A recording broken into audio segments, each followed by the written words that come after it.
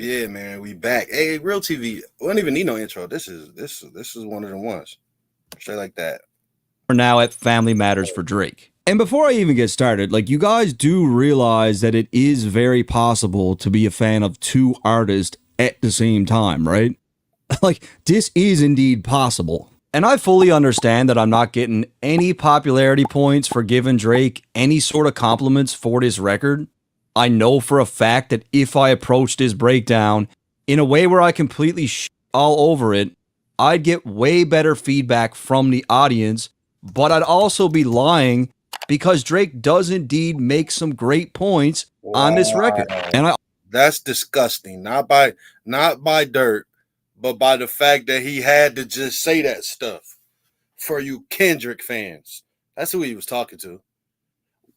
A Kendrick fan is the reason how I even know who this is. So when Euphoria came out and it was hour long, he was tagging me and dirt and all this stuff. But then now when he does one of Drake, now he's compromised. Was he compromised when he did an hour-long Euphoria one? No. But y'all don't like to hear anything that says Kendrick. Y'all, man, y'all are disgusting. Okay? And you think you're getting away with it, but you're not. It's ridiculous that he just had to say all also truly believe that as the years go by, this breakdown will be appreciated and respected.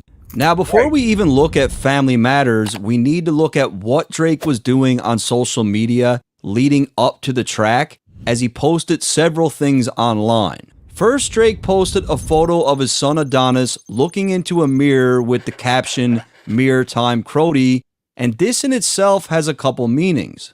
First off, Drake is directly responding to Kendrick's shots on Euphoria, where he mocked Toronto slang. Don't speak on the family, Crody. You can get deep in the family, Crody. Secondly, Kendrick has mentioned a mirror in several songs throughout his career. Behind the mirror, I know what you're scared of. The feeling emotions inferior.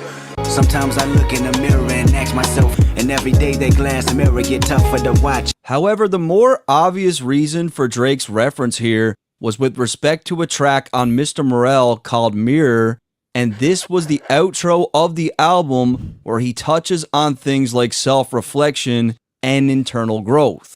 Not about who's right, who's wrong. Evolve, the only thing known. We also got an Instagram post from Kendrick's fiance Whitney where she says, "Sometimes the mirror is a harsh critic. Shit can get real ugly. I'm proud of the work we've done individually and as a family. Kendrick Lamar, thank you for your transparency. Healing can begin." So Drake is telling Kendrick, it's mirror time. It's time for some reflect. Why didn't he read the honor to be part of this album part? That's weird. Thing again. And next, Drake would post a video from the movie The Equalizer starring Denzel Washington. "I'm going to kill each and every one of you. And the only disappointment in it for me is that I only get to do it once." And it was just a couple hours later where Drake would post a photo of some caution tape, metaphorically warning everyone about the drop.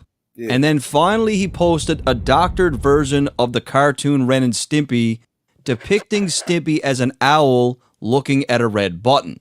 And as you guys know, Drake has mentioned this red button on many tracks before. If I press this red button, dog, everybody heaven gated. Press this red button, dog, and everything forever changes. Next, we need to take a look at the track that got entirely overlooked as it was posted with Family Matters, but only on Drake's Instagram account.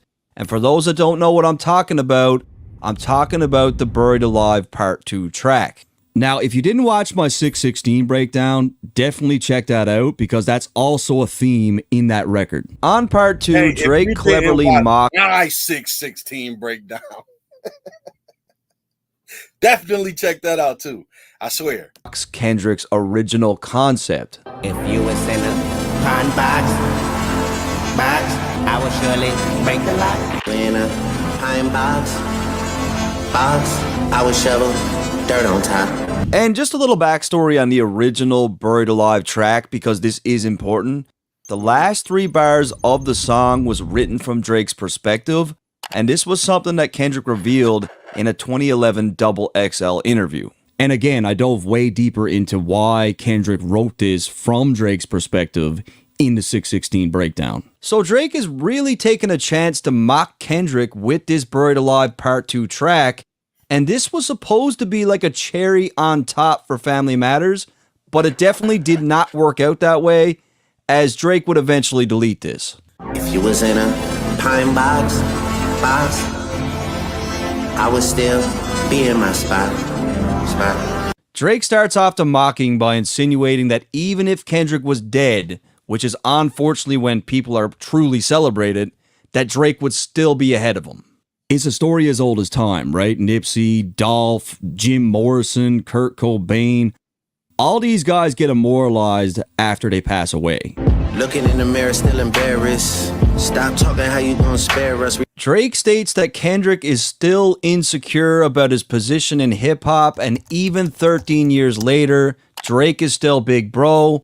It's exactly how it was on the original Buried Alive track. And this is where he's rebuttaling Kendrick's claims about sparing him on Euphoria. I can double down on that line, but spare you this time. That's random acts of kindness. And we'd soon learn that Kendrick would indeed double down, because we got Meet the Grams and then we got Not Like Us. React like an infant whenever I mention. It's like you need tension, I always get attention. And if you're not familiar with the original Buried Alive track, Drake really is matching this stylistically pretty well bang on. So Drake plays a pretty good angle here, as there are many examples of Kendrick using conflict to his advantage.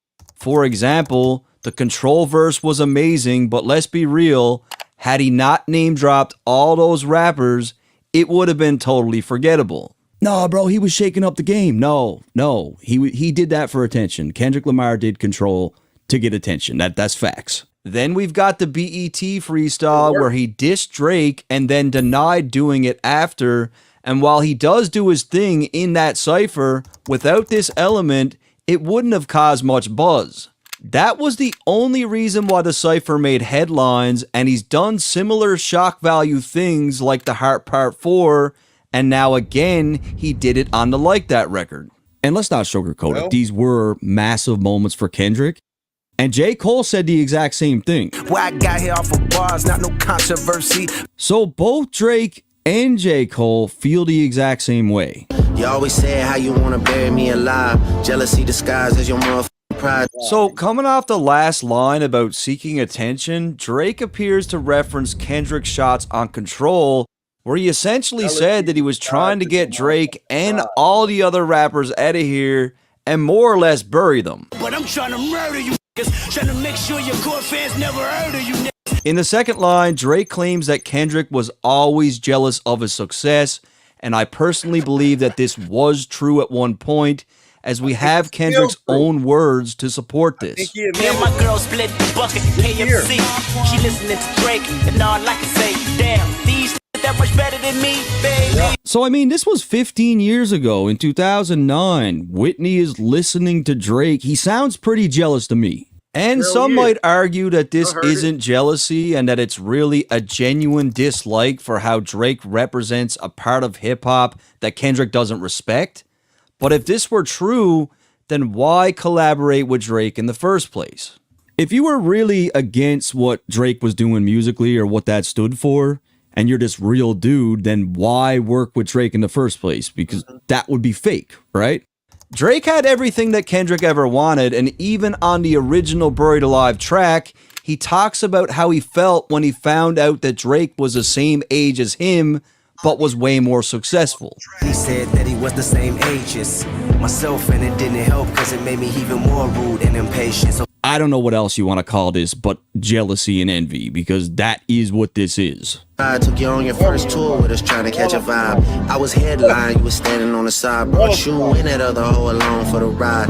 So again, Drake delivers nothing but facts here. Even on the original Buried Alive track, Kendrick seemed extremely excited about meeting Drake, almost like he was finally gonna get his moment because of it.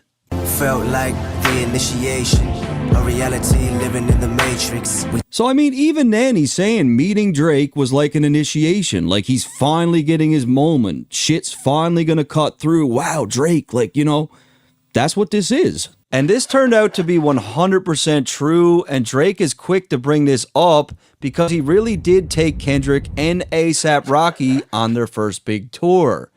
Drake was indeed headlining while these guys were on the sidelines, And even Kendrick himself said he was not used to these big crowds and that he was overwhelmed with the look that Drake just gave him. Nigga Drake holding us down, you know what I mean, pulling us out there to see this motherfucking crowd that we ain't seen before, me and ASAP. The transition of me doing the 2,000 venues I've been doing packed in is a little sketchy for me doing this 10,000. I gotta really work some motherfucking magic. So I do think it's safe to say that Kendrick once held a degree of envy towards Drake, and this isn't the first time that Drake held this tour over his head. He still has it, as he's brought it up multiple times now. First, it was 2013 on the remix with Future. Took inside the hood like I'm from there, so you know it's all good when I come there. I hear you talk about your city like you run there, then I brought my tour to your city, you my son there. Then he mentioned it again on 4 p.m. in Calabasas. When they told me take an R&B on the road, and I told them no and drew for Kendrick and Rocky. And I believe that he was referring to this again on a more recent track, Red Button. Niggas got you to the spot, and then you separated. Reasons for it speculated. I don't think anyone could deny the shine that Drake gave these guys, and I do believe Drake wanted them to win. Now, to be fair, which I am, Kendrick did go on a tour in 2010 with Tech 9 called The Independent Grind before ever meeting Drake. The venues were definitely a lot smaller, and his name wasn't even featured on the flyers, but he did get some exposure from this tour. I'm sure those shows were instrumental in helping them with his stage performance and all kinds of shit, right? There's also the fact that even before the Buried Alive feature on Drake's album, Kendrick had already dropped Section 80, which gave him a lot of buzz in itself and prompted West Coast legends to hand him the torch on stage. That shit is fucking fire.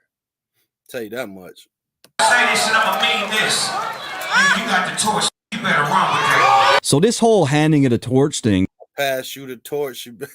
He said it. He said it on Taylor Made. Was in August of 2011. That's 3 months before the Buried Alive track came out. At the end of the day, yes, Drake gave Kendrick a massive boost, but to say that Drake made Kendrick who he is would be insane. Kendrick Lamar is who he is as an artist because he's Kendrick Lamar. Let's just make that clear. I believe Cream rises to the top. Like, even he a really good rapper. Like he just mentioned Section 80. I think that's his best work. That's just my personal view. I don't know. I'm different than y'all. And he did that before he ever knew Drake. So it's like, you can't tell me that you made me. You just helped me become. But look at the thanks you get. No good deed goes unpunished. Without TDE, even without Drake, whoever, I still think Kendrick would have found a way. First time people lined up for your ass. Now you saying two pussy boys getting out of line. Drake rebuttals Kendrick's comments on Euphoria about how J. Cole and Drake were giving each other props while on stage. So I feel Drake's pretty much saying, you know, me and Cole are giving each other props on stage, and that bothers you that much? Like, you got issues, bro. You're a hater. You're jealous. And when Drake states that this was the first time that anyone lined up for him, he's alluding to just how small the venues were that Kendrick performed at, and the fact that his name was never on the flyer, and on Drake's tour, he actually was on the flyer. No matter how you spin it, it was a whole different ball game when they went on tour with Drake. It was. Drake's cosign is a reminder to both ASAP and Kendrick that he really did help them, and while this is a fact, it's not really a hard-hitting angle, as this is already beyond public information. I'd still give Drake a couple points for this angle because it is true, but it's also very predictable. You been hating hard for a very long time. It feel like Twitter ghost writing your reply. Drake brings up the fact that many of Kendrick's angles in Euphoria and 616 were already pre-existing narratives that were in circulation about Drake already. At the end of the day, and to further hammer that home, if you listen to the first verse of Taylor Made, every single thing that Kendrick rapped about, Tupac told him to rap about. So why you think he even had those angles to try to give to Kendrick? It was stuff that was already there that he was just saying was some BS, but then Kendrick took the BS and y'all let the BS and you called it a win, but it was BS. that Pac told him to rap about because it was already out on Twitter. But y'all didn't care about none of that. Y'all just wanted to say Drake lost. Kendrick didn't reveal anything new about Drake on those tracks. Nothing. Most of the narratives were already unhatched by either the public or other people that dissed Drake in the past. That's how you felt in 2011 while we wasting time. Dreams come true, Crody. This is where you die. Alright, so on Kendrick's original Buried Alive track, from Drake's perspective, he tells Kendrick to accept the fame and states that Kendrick should bury himself in money, power, pussy, and fame.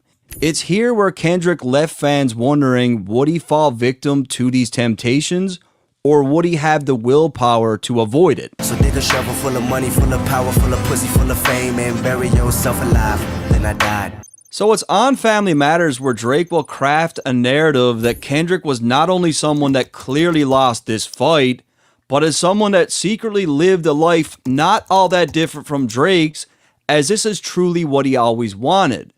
With a history of infidelity, messing with groupies, and a self-proclaimed sex addiction, Kendrick did indeed get buried by the temptations of the industry, and it's here where Drake sets his funeral. Dreams come true, Crody. This is act as if he didn't because he talks like he's, pro-black and all these different things. But if actions speak louder than words, you saying it, but you actually are all of the shit that you're talking about. Whatever. where you die. So this Buried Alive track got totally overlooked. I don't even think anyone covered it on YouTube or broke it down. But he is saying a lot here. And he's sorry, how y'all doing? It's DRRHILTV. Not only did I talk about the track, I talked about the track and predicted Heart 6, and I predicted what he was gonna say on Heart 6 is the reason why it's my favorite song. Andre, tell you, I'm the person that broke it down on YouTube. Me. It was me. I did it. Just like I predicted Heart 6. Yeah, I did. It was me. Does come with some pretty good angles, so I felt like I had to cover it. And by the way, if you're wondering what I'm wearing, this is my merch, my first run ever. I put a lot of thought into this design. It completely captures the whole moment of the beef. This thing is in every sense of the word a true conversation piece. I incorporated elements of all the diss tracks into this dope looking comic book cover. You can see how the push-ups track is physically a shoebox. The items from Meet the Grams are physically on the desk. We also got the actual glove from 616 chilling on the wall here. Euphoria and the Heart Part 6 are shown on my computer screens. The big records, Family Matters and Not Like Us, are posters on the wall.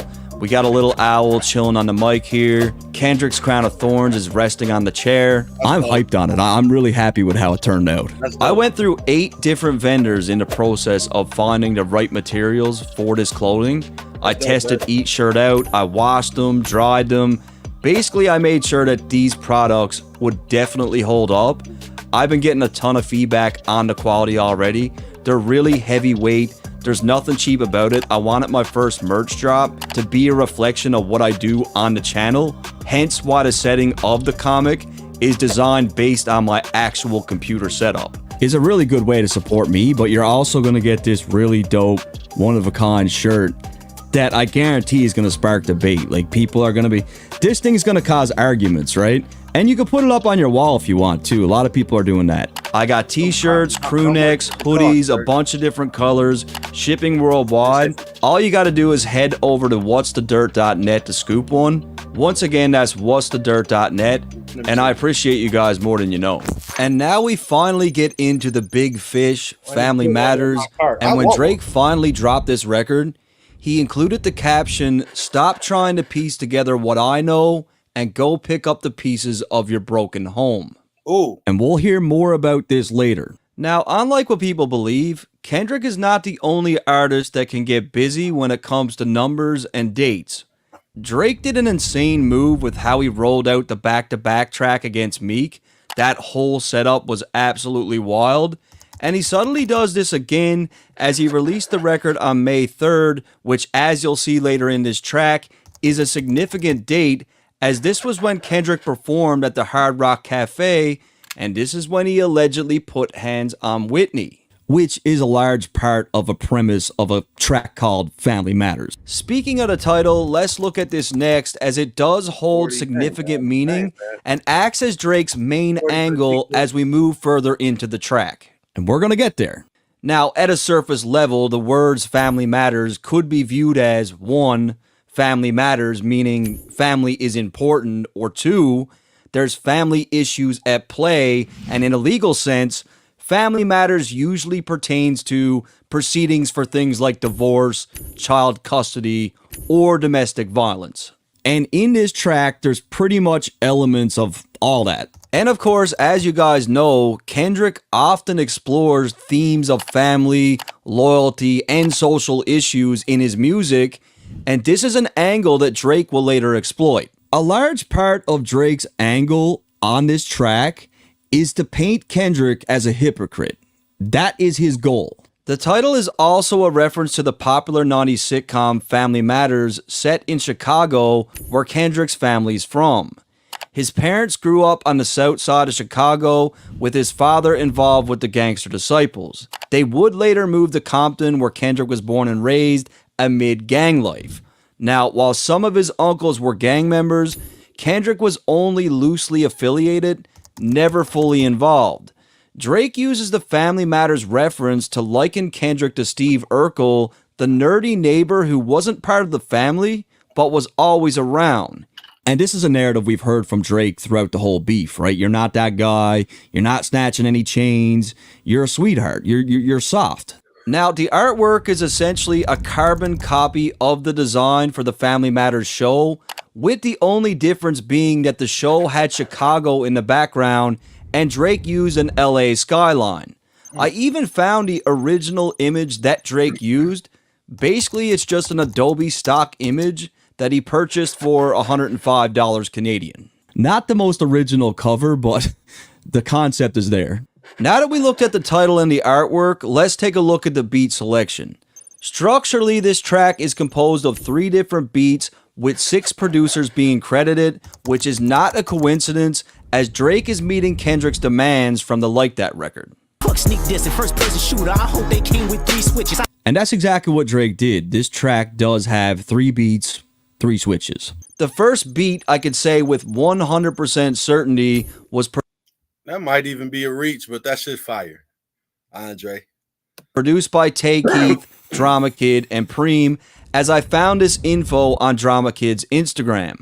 I also confirmed that the second beat was produced by Kevin Mitchell, as I sourced this info from his Twitter account. And quite a few of these producers aren't big names. Like, no one even mentioned these guys, even though they're part of like this massive moment. Right. So I left their socials in the description.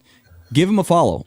Now, from what I could tell, the only track that had samples was the third beat, which is a sample called Conclusions by Grodek Whipperjenny. Grodek Whipperjenny was a band out of the 70s with 2 main members being James Brown and Dave Matthews. I listened to a bunch of their stuff and it's all honestly phenomenal. I learned that David Matthews in particular has been sampled in hip-hop a bunch of times before. From what I could tell, Drake's beat selection doesn't really have any big hidden meanings or anything, not that I could find. So right off rip, Drake goes beyond just giving us the audio for this track as we get a full-on music video with it. Now, what you'll notice is the thumbnail on YouTube is different from the DSP artwork, as what we see is a 1996 Plymouth Voyager about to get crushed. And we will talk more about this van later in the video. To start off visually, Drake begins by spinning a G-Unit chain, really supporting his claims from push-ups. The G-Unit chain is definitely symbolic, as it more or less acted as the mascot for G-Unit, and 50 was known for beefing with multiple opponents, being extremely ruthless and petty. Now, many people assume that 50 gave this chain to Drake, but this is completely false, as Drake had this chain custom made by Johnny Dang. As you mentioned my seed, now deal with his dad. I gotta go bad, I gotta go bad. Which really tells me that Drake had all this set up and planned, likely even before the push-ups track dropped, as you'll see him execute specific things in this video that didn't happen overnight. This took some time to put together. There's no doubt that a lot of effort went into this. I mean, buying the chain, getting it made, buying the van, all that stuff took time. Now, as far as Drake's relationship with 50, they both seem to have a mutual respect for one another, and they even took a bunch of photos together after the beef. So even though Drake made the chain himself, he more than likely had 50's blessing, right? He probably okayed it. And in the very first few seconds of the video, there's another layer of symbolism. If you look closely, Drake is wearing a FUBU shirt and flashes the middle finger, which is clearly a bold response to Kendrick's shots on Euphoria. And I was able to find the exact design that he was wearing, and it's like 90s vintage FUBU. So he's really saying fuck you. But FUBU never had been your collection. Drake starts off the track with a direct rebuttal to Kendrick's claims on Euphoria when Kendrick clowned him for his use of the N-word. We don't wanna hear you say nigga no more. Drake strategically trolls Kendrick by getting his own mother to start off the track, requesting that Drake not use the word. Maybe in this song, you shouldn't start by saying, Nigga, I said it, I know that you mad. It's pretty clever because his mother probably doesn't approve of him using this word either. She probably asked him many times over the years not to use it, but she ultimately couldn't do anything about it because Drake is half black, the other side of his family uses it, so she had really zero say in the matter. So he's pretty much saying, like, my own mom couldn't stop me. You're definitely not going to. And what's also really clever here is that Drake is 37 years old, and he says the N-word 37 times on this track, and I believe his reasons for doing this is he's basically saying the word for every year that he's been alive to symbolize that he was indeed born black. And look, I know this is all about culture and not really about reach, but it's just incredible that he's doing this. race. But no matter how you spin it, a lot of the themes that Kendrick uses in his own music, Drake's family also went through, and that is his heritage. I went through his dad's entire genealogy. His family's from the deep south, right? They were indeed enslaved. They really had it bad. And you can't remove that blood from Drake. So a lot of the things that Kendrick talks about is also Drake's heritage, and you can't take that away. Now let's finally get into the bars, and what you'll notice here is that Drake includes the lyrics for the entire song with the video. So he doesn't want to get anything misconstrued. Like, here's the lyrics, here's what I mean, it's all right there for you guys. I've emptied the clip over friendlier jabs. You mentioned my seed and I deal with his dad. I gotta go bad, I gotta go bad. In the first line, Drake claims that he's emptied the clip over friendlier jabs, which to me could only be one beef, and that was his back and forth with Meek Mill. Now, I don't feel like Meek going online and putting Drake on blast for having ghostwriters was really a friendly jab.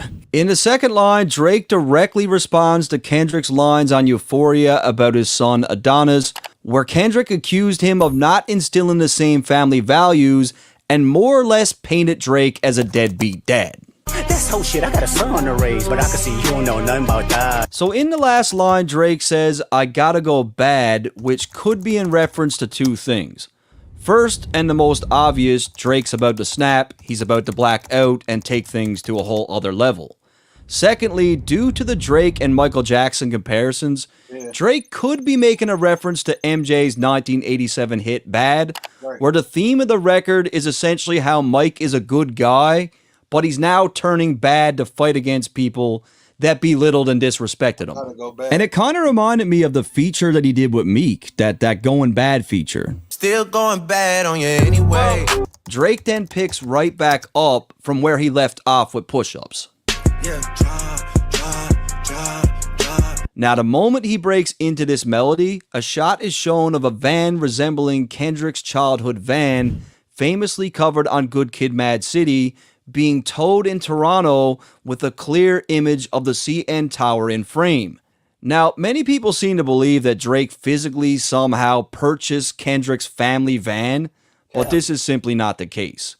As you can see, these vans are similar, but Kendrick's family van is a 96 Dodge Caravan, whereas the van in the video is a 96 Plymouth Voyager. You could see the trim's different, the rims are different, it's just not the same van. And in the beginning, I was really surprised with Drake's lack of detail because Finding the exact same model would have been a way better flex, but I literally scoured the internet myself to try to find the same van to purchase, and it was pretty much impossible. I think Drake just found the closest thing that he could, which was the Voyager, and it served its purpose for the video. Right. Drake contracted a company by the name of Charisma Auto to transport this van, and I even dug up this company's TikTok account where they proudly announced their involvement.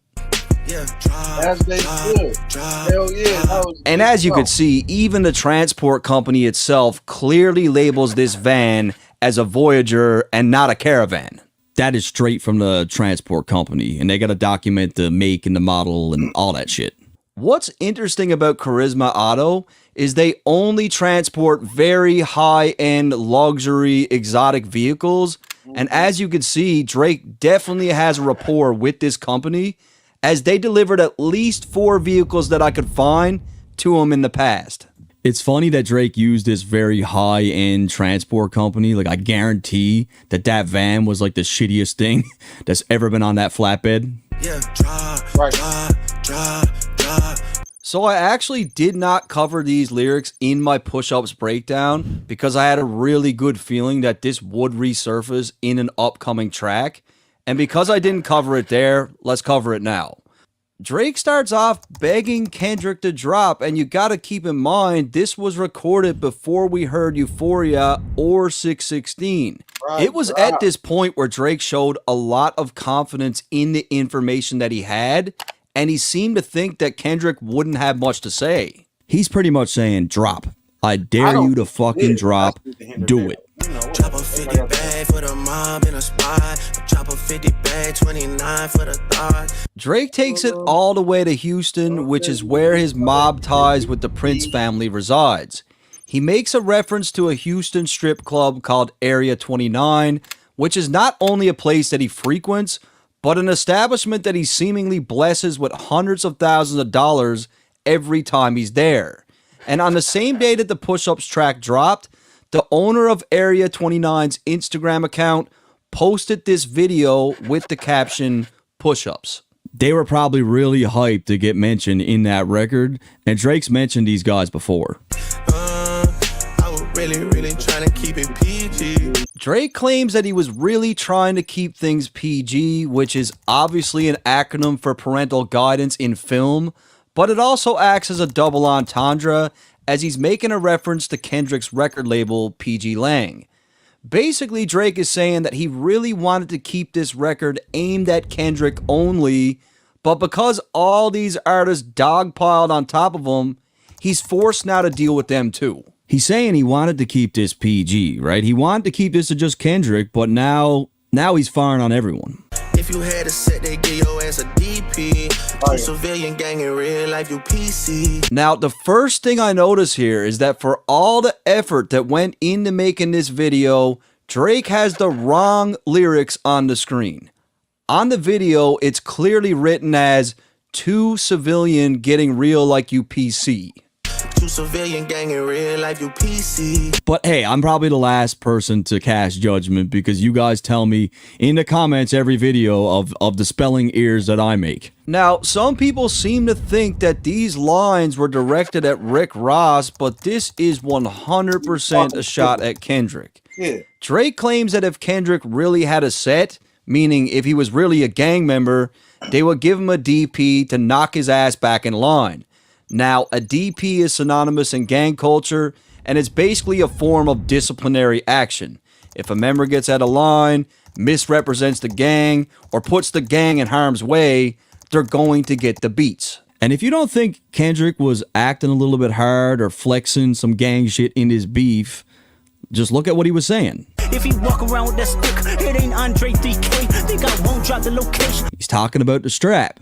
That's a K with all these nines. He gon' see Pet Cemetery. More gun talk. Extortion my middle name as soon as you jump off of that plane, bitch. I mean, he's pretty much claiming that when Drake touches down, he's got to check in. Blick niggas all in the coffin. Again with the blicky. Someone go bleed in your family, Crody.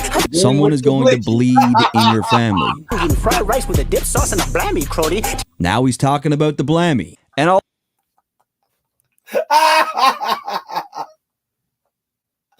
Yo. Again with the bookie. Now he's talking about the blammy. Although Kendrick claims to be a civilian himself, he doesn't play his hand as a civilian on these tracks, and Drake is pointing out that Kendrick is really a sweetheart, and all this tough talk is an act. He refers to Kendrick as being a PC, which in prison stands for protective custody. This is where the most vulnerable inmates go, which often includes non-gang members to help protect them. Drake is basically saying that Kendrick isn't that guy, he never was that guy, and he's very far removed from anything remotely close to gang life. Which is really a fact. I mean, Kendrick is not out here in the trenches. Let's just be real. You know who really bang and set my nigga YG. So Drake makes a critical mistake here. He references YG as being a friend of his who is a full-on blood. I guess Drake really put a lot of stock into what he thought could have been their friendship, but YG is from the West Coast, a place that Drake mocked on Taylor Made. And it was only 20 days later where YG dropped the track that to me is a very obvious diss to Drake. Weird ass nigga in your feelings about these bitches. Weird ass niggas off that perk you be tripping. So right off rip, you'll notice that YG also uses lyrics on the screen, which is unusual, as he's clearly mocking Drake's Family Matters video. Furthermore, he uses words like "in your feelings," which is a reference to Drake's big hit. When it's smoke, don't ever mention my name. You gon' have me jeopardizing my fame, jeopardizing the game, jeopardizing when you hate, nigga. And as you could see here, he's clearly not happy about Drake mentioning his name in Family Matters, and even if they are friends, which it looks like they aren't, roping YG into this thing was very miscalculated. And YG claimed this wasn't about Drake. That is a lie. This is clearly about Drake. The whole record has shots. It's about Drake. In a war like this, you can't set yourself up for things to backfire on you like this. The optics did not look good at all when we saw YG was front and center at Kendrick's pop-out show. Now, I highly doubt YG will ever get any more features from Drake, so hopefully that was worth it for him. We'll see in time. You know who really bang and set my nigga Chuck T. Nah, with all of that he just said, YG really bangs a set and Kendrick don't. That's what I'm saying. Like, people are like losing sight of the point. People losing sight of the point. You can say whatever you want. It's backfired. It's this, that. He really bangs a set, nigga, and you don't. That's what he's saying. Next, Drake makes reference to the game who actually has a relationship with both of these guys. Now, I gotta be honest, a lot of people gave the game flack for not showing up at the pop-out show, but I personally respect what the game did here. Much like many artists, Drake has done a lot for the game, and he's one of very few that really showed some loyalty here. I don't think it was necessary for him to turn on Drake. He stayed neutral throughout the entire beef, and hopefully Kendrick also understood. You siding with this nigga and that nigga? When the fuck y'all heard me say a motherfucking thing about who I'm siding with or this and that, nigga? I'll be in my own lane chilling, nigga, taking care of my kids out the fucking way, nigga. That's how I made it this far in this fucking game. You know who even bang and set out there? CB. Drake then makes a reference to Chris Brown, and many might think this is a gimmick, but Chris really is a full-on Fruittown Pyru, and this is a really great little dig, because Chris Brown is an R&B singer from Virginia, but unlike Kendrick, a Compton native who was only an affiliate, Chris is a full-on gang member. Drake is saying, like, you're so soft that even this R&B guy is harder than you. He's an actual gang member. And when it comes to Chris Brown, although he did have a heated beef with Drake that eventually got squashed, I believe he's also a neutral party in this beef. We got a video of Chris Brown bopping around in the club to Not Like Us.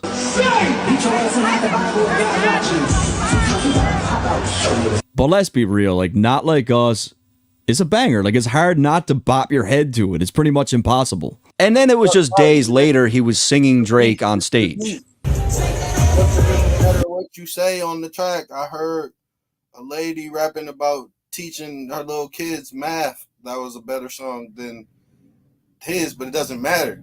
the shit is a fire as an instrumental. And a lot of people seem to forget this, but Chris Brown did sort of pay homage to Drake on his diss to Quavo. I ran your ass through the ringer, nigga. You just got body by a singing, nigga. So by Drake mentioning all three of these guys, he clearly thought that this was something he could lean on. He definitely felt like they were in his corner. Nigga Cole losing sleep on this, it ain't me. Unlike J. Cole, who apologized for his diss and said he was losing sleep over it, Drake does not have this issue. And no matter how you want to slice this, Drake is indeed slighting J. Cole with this line. A little bit. Cole losing sleep on this, it ain't me. I do like that line. Now, as far as the visuals go for the video, we finally get to see the van being delivered to a crusher, and we could see a loader in the distance making its way through the scrapyard with the van. You better have some paperwork or that shit fake tea. Can't be rapping about no ratting that we can't read. So this is a very surface level response to Kendrick's claims on Euphoria, where he compared Drake to Gunna for being a rat. I know some shit about niggas that make Gunna wanna look like a saint. However, in hindsight, you'll notice later in this track that Drake accuses Kendrick of certain actions that would also require documentation to really substantiate. Now, these guys are both guilty of this. They're both throwing accusations, allegations, whatever you want to call it, at each other with zero proof, zero paperwork. It ain't the same with snitching. It ain't the same. Nothing. I mean, it's true, a nigga slimy for my AP. So let's finally put this thing to rest. Drake was robbed at gunpoint back in 2010 after leaving a restaurant with a woman by the name of Chantel Brown. They stole a chain which was gifted from Wayne, an AP watch, and $2,000. The thieves quickly got caught by police because they were going down the wrong way of a one-way street. How the police got the information to identify these men is unclear, but the two suspects were identified as Socrates Carell and Paul Letou. The charges were later dropped, and the two men pleaded guilty to a lesser charge. Now, shortly after these charges were laid, some paperwork did leak, and I'm not 1090 Jake, but as it's written here, there's nothing indicating that Drake spoke to authorities.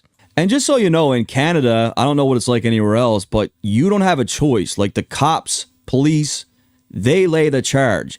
You could even tell them, no, I don't want to cooperate. I don't want to press charges. Don't matter.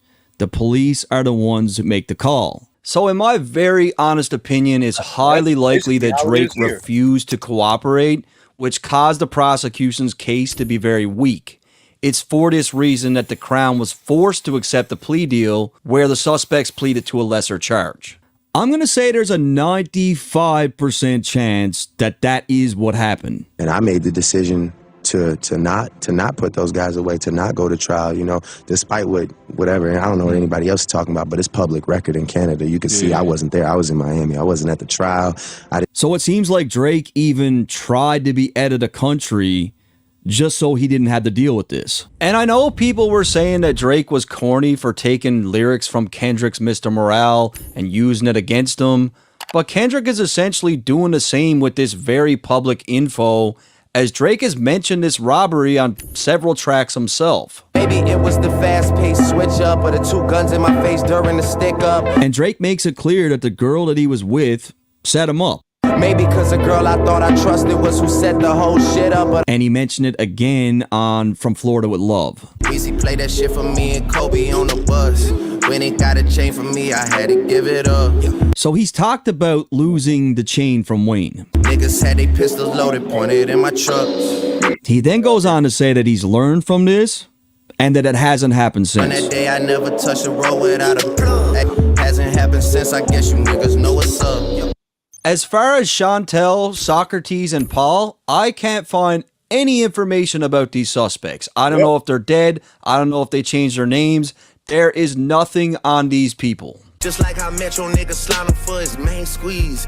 Drake gets really petty here, making the claim that Metro Boomin's girlfriend, who goes by the name of Chelsea Cotton, slept with one of his close friends. Now, Metro was quick to take to Instagram in an attempt to debunk these claims, saying, Nobody ever hit my girl. We grew up together. She's a real woman, and she's not even in the industry. Now, the friend that I think he could be talking about that slept with her is Future. In the line, Drake is really messing with Metro's head as he ensures to make use of the word slime, and it was just 2 months prior that Metro and Future released a song called Slimed In. Now, this of course could really be a reach, but it is possible that Drake is making a reference to Future sleeping with Metro's girl. And it could be directed at anyone close to Metro, but I felt like the Future thing is the only compelling thing that I could find. As far as the visuals go, it's at this point where the loader heads towards the van and positions the forks to begin the lift. I don't know if any of that is true, but I know Metro was mad on Twitter. The nigga say please. It's with this line where Drake circles back to exactly what he's been saying for a very long time. After the Control verse, Drake claimed multiple times that Kendrick was doing these kinds of things to get attention. Like being the talk of Twitter for like 5 days, you know, over But you seem... Drake is pretty much saying, okay, little bro, I know you don't got no emotion right now. I know you're cold as ice. Your last album didn't do well. You're looking for some attention. If you say please, maybe I'll give it to you. And again, J. Cole said the exact same thing. If he wasn't dissing, then we wouldn't be discussing her. They're basically saying it's only you that does these little stunts for attention, and they don't respect it. Always rapping like you about to get the slaves freed. You just acting like an activist. It's make believe. Drake claims that Kendrick's whole entire persona is one massive grift, and he's had similar subliminal shots towards Kendrick that I showed you guys in a video 8 months ago. Fake woke niggas, fake deep. You ain't no favor for me. Gave your ass a little sneak peek, yeah. Now, the first line did not sit well with a lot of people, and coming off Kendrick's claims on Euphoria about how Drake is disconnected from the culture, this line seemingly supported Kendrick's narrative. I got this, Dirk. You can't say the stuff that I'm about to say. Y'all niggas is stupid. And y'all was reaching. First of all, y'all faked like y'all was mad about that line just to piggyback off the idea that Drake can't say nigga and he's not black. He's black, and he can tell you that every time you rap like you're some type of activist that you're trying to get the slaves freed. That's not offensive. It never was. People just fake like they were offended to just run with a narrative. It wasn't. Nobody was offended. They're just some cornballs. However, I don't feel like Drake is saying anything disrespectful about the conscious hip-hop that Kendrick does. What he's really doing here is saying that Kendrick is fake. Right. When you look at these two lines in conjunction, I honestly don't think Drake is downplaying slavery here at all. What Drake really means by this is that the subject matter of Kendrick's music is all for show and that he's a grifter. And look, It's not my place to tell anyone how they should feel about this line, but it's my place. I got this. Y'all some dummies. Y'all was fake mad. Drake is black. He could tell Kendrick how he raps, and you wasn't offended. I just feel Drake isn't downplaying the message. And like Dirk said, y'all really trying to ignore what he was saying to Kendrick. You're fake. The reason why you're rapping like this, I don't understand, because you're a fake activist. So you're mad that he's saying that Kendrick's rapping like he's trying to get the slaves free, but Drake is mad that Kendrick is rapping like he's trying to get the slaves free. Like, y'all need to be mad about that. He's downplaying the messenger. And when those two lines are together, that's his goal, to paint Kendrick as being fake. And J. Cole again shared the exact same sentiments as what Drake had. Niggas fake, progressive, and woke. I started saying less. I had to stop it. Peeped how they profit off of racial stress.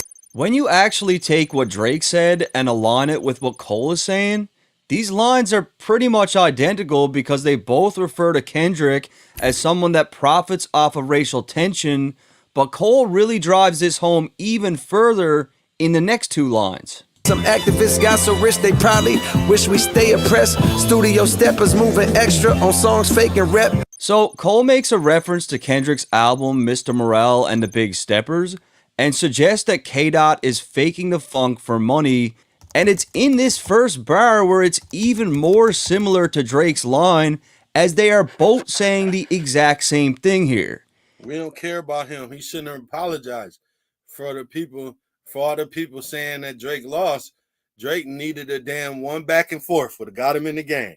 All he needed was one cold back and forth about all them niggas during the middle of that beef, man. That'll put Drake over the team. Drake needed that.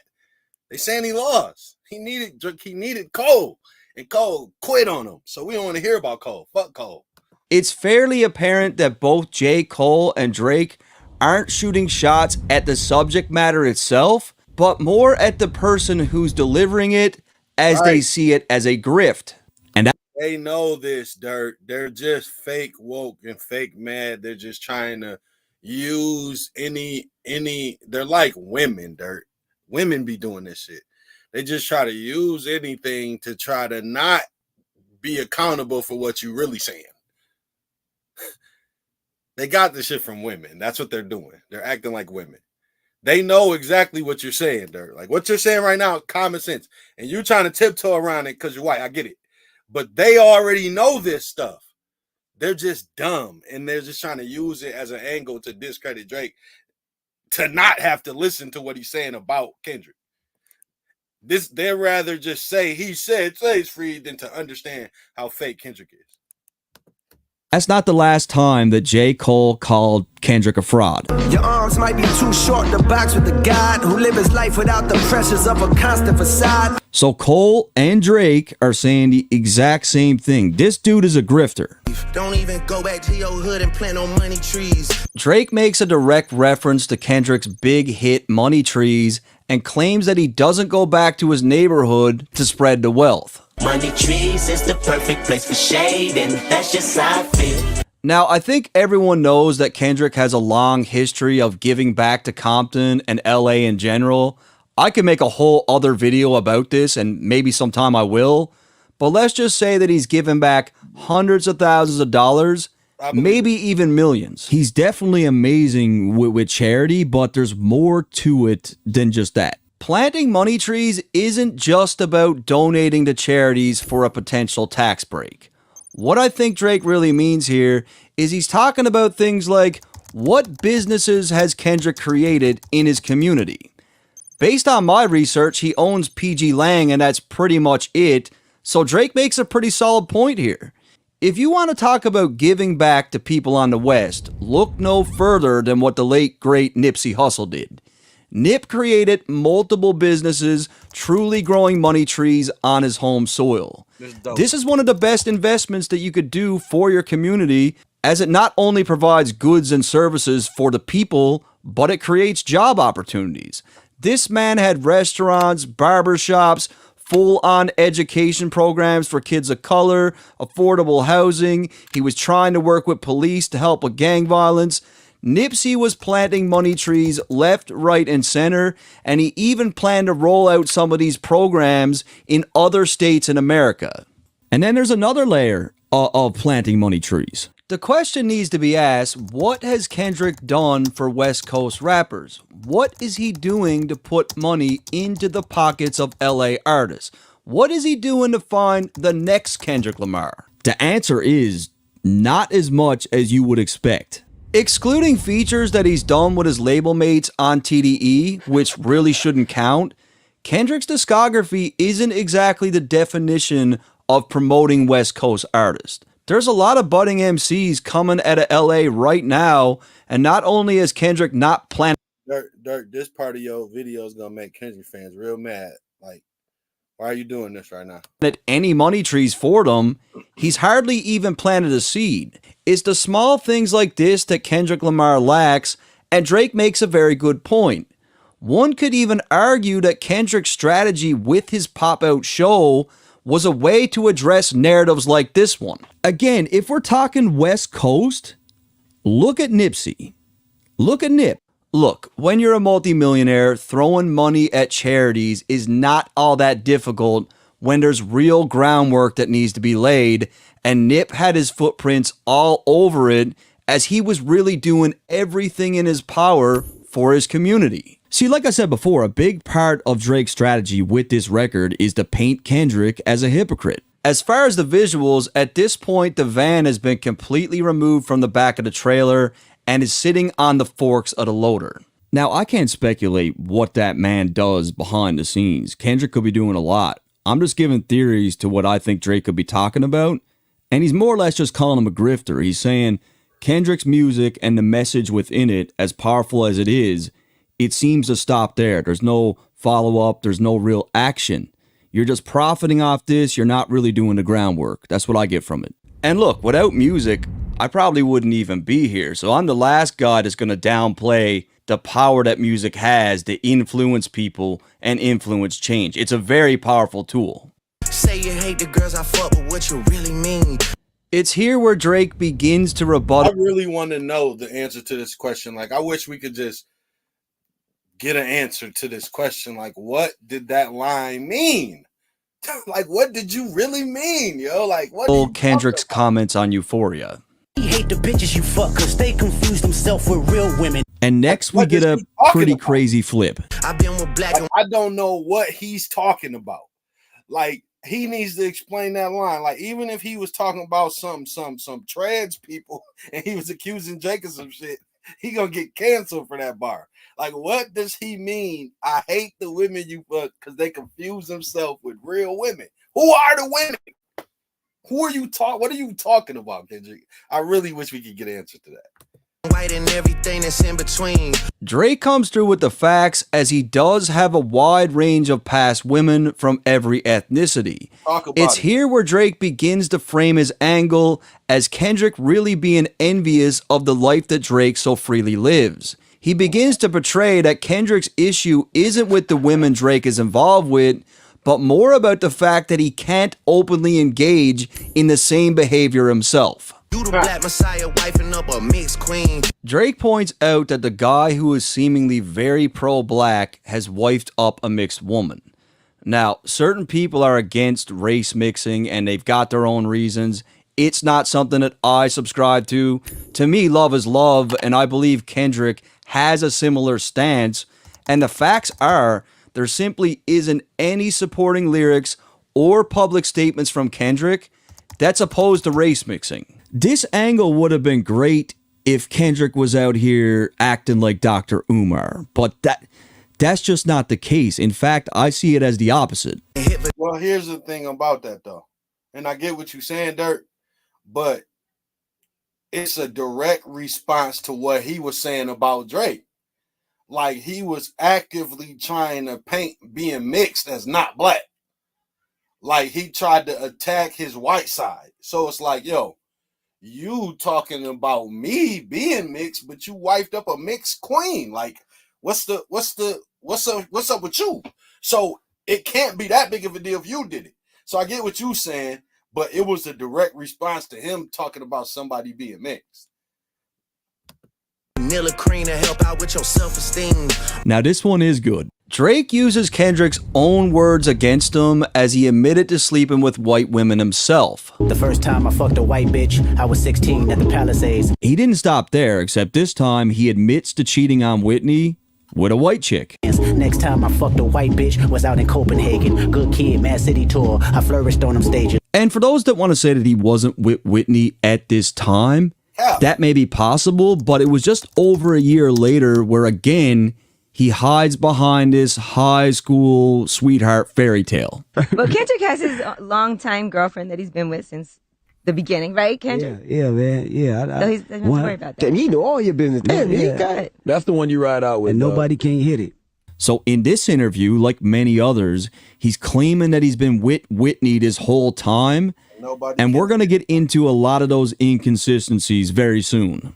And of course, when Drake claims that Kendrick hit Vanilla Cream to help out his self-esteem, this also rings true as Kendrick admitted this himself. Insecurities that I project sleeping with other women. Whitney's hurt, the pure soul I know. So I think Kendrick means women in general, not just white women. But whether you like this or not or want to admit it, what Drake is saying here is indeed valid. Also, Bobby shit, I wanna know what Whitney need. All that puppy love was over in y'all late teens. Drake comes in with some shots as Kendrick and Whitney started dating in high school, and young love is usually very strong, hence the reference to puppy love. It's here where Drake also makes a reference to Whitney Houston and Bobby Brown's toxic relationship, drawing parallels between the two. Drake compares both relationships here as being extremely toxic and is likely alluding to the allegations of domestic abuse. However, another layer comes into play when we look at Whitney Houston's massive hit, All the Man That I Need, as it's on this record where Whitney is describing the perfect partner, where the lyrics describe how the man fulfills her emotional needs, provides love, security, and makes her feel complete. So Drake is saying that Whitney is not getting any of these things from Kendrick, right? Why you never hold your son and tell him say cheese? At the time of this track, Drake seemed to have assumed that Kendrick was never seen with his new child, but this is in fact false, as I found a video of Kendrick feeding him. You on track 3? Yeah, for real. Hey, give me that thing. We could have left the kids out of this, don't blame me. Drake brings up how a video is not a picture.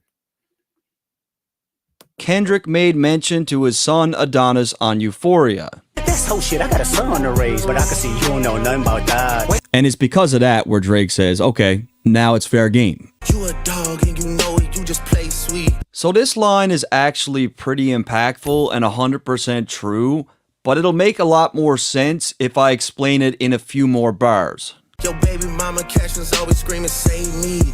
Drake continues to dish out more shots, as when we look at Whitney's captions on Instagram, they don't seem to scream happy relationship by any means. Now, she is a new mother, right? So she could have went through postpartum depression. Don't do that. Pretty impactful and 100% true, but it'll make a lot more sense if I explain it in a few more bars. Your baby mama captions always screaming, save me. Drake continues to dish out more shots, as when we look at Whitney's captions on Instagram, they don't seem to scream. Even as the sun shines on my face and causes me a little discomfort, my mind can reflect on those dark days and wouldn't have it any other way.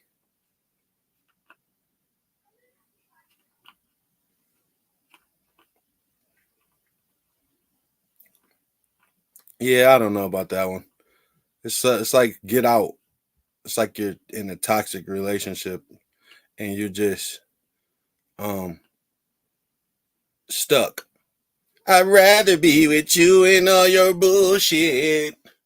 No, get married then. Happy relationship by any means. Hell now no. She is a new black eye, like this. The sun hits my face and causes me a little discomfort. Like, what's wrong? Why you get some discomfort in your face? Like, I could see if she said discomfort in my eyes, that'd make some sense. How is the sunlight causing discomfort in your face? That sound like some bruises. I don't know. You need to get that checked out. Mother, right? So she could have went through postpartum depression. Don't do that, Dirk. She would have said that. Those posts don't mean that that's about their relationship. As far as the visuals go, it's at this point where the yes, it do. Because if you being you would have showed some happy ones. But you don't got no happy ones, because she don't got no happy ones. So that's what it meant. loader heads towards the crusher with the van on its forks. You did it dirty all your life, you trying to make peace. Drake makes the claim that Kendrick has been doing Whitney dirty his whole life. All right, so let's just look at the timeline of all the times that Kendrick did Whitney dirty that we know of. It was back in 2010 where Kendrick spoke about just how poorly he treated her, while Whitney stayed at home lonely and crying. That's what she said to me. Hold on. We ain't starting there, because y'all said they was high school sweethearts. So I'm going back to high school. You just played the track and he said he was 16 when he fucked a white bitch. He was 16 in high school. He was fucking with Whitney then. So he was already cheating on Whitney in high school with white bitches. I'm starting at 16. I don't care. This is my channel. So we starting at 16 with the white chick. All right. What's The your place I used to call home is just a bed to me, and we don't even sleep. Neighbors can hear her weep. I'm trying to get it, and she know they got me. I watch her feelings watch me as they staring with the saddest eyes of loneliness. Now, you could say this is just him telling a story and it's not about them, but we can at least admit at the very minimum that the parallels are interesting. And he would only go on to break more promises as at the end of this record, he commits to being faithful to her from that point on. So to what's important in my life, I apologize. I promise to stay faithful, focused, and sanctified. So even from a very early point here, we have Kendrick admitting to wrongdoings on a record, and because he apologizes for things like this and comes off as sincere, fans seemingly give this behavior a pass. But bro, he apologized. He admitted it. Like, that doesn't change anything. That doesn't change the fact that he was sliming her pretty bad. It doesn't. There's also the fact that if we're going to overanalyze and critique every single thing that Drake says and does and use it against him to support whatever narrative there may be, then we have to do it here as well. It's only fair. Unless, of course, you're a deranged, insane superfan. Then, which every single person that's on Kendrick's side seems to be for some reason. It's crazy. You probably wouldn't agree, but most people would. Continuing on with the timeline, we now need to look at Kendrick's lyrics on Mr. Morale as it gives context to another incident in 2012. I met her on the third night of Chicago, North America tour, my eye closed. Feet 5'4" from, she was a model. Eyes like green penetrate. Kendrick refers to his North American tour and states that he met a woman on the third night of Chicago. Dirk, what you're doing right now is dirty, dude. If you're about to go through Kendrick's lyrics and anytime he mentioned fucking with a chick and count that, this is dirty. But as long as you add 16 years old with the white chick, we good. But I'm just saying, you're dirty for what you're doing, dog. This is dirty dirt. This is like hating, but like on a different level. This is like digital hating, but it's crazy too. But he admitted it also. How's it hating when he admit? Like, I don't know what to call it, but it's crazy what you're doing right now, Dirt. This is nasty work.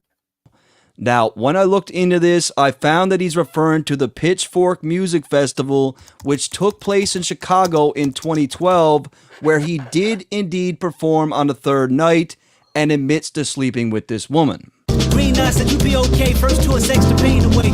And it was literally just 1 month before that festival where Kendrick claimed that he was still with his long-term girlfriend and that he doesn't do any dirt while on tour. I know you thought about smashing Angela. No, he has a girlfriend. You still have a girlfriend, right? Right. Yeah, he laughed. Right. I know the black hippies get a lot of groupies, so I know you on the road doing your dirt. I know that has to be Does your tough. girlfriend understand? I mean, it's not really dirt. I'm just chilling. I don't be messing with the groupies like that. Then I found a tweet from Whitney's sister, which was 2 months after the... I mean, shit. Let's... Hold on. Let's peel the layers back. He said, I don't really be messing with the groupies like that. So that means he do, but just not really. You know what I'm saying? Like, I don't really be messing with the groupies like that. You know what I'm saying? But I be, you know what I'm saying? I hit the green eye models. You heard how he described the girl? Are you mad at him? He said she was a model and that she had green eye. That she sound fine to me. I ain't even see her and she sound fine. She's a model and she got green eye. I'm picturing somebody fine right now. So I'm giving him a pass for that. Festival where although he don't deserve it for some of the stuff that he was doing, but I'm gonna give it to him. She said, he's been with my sister since high school. He's family.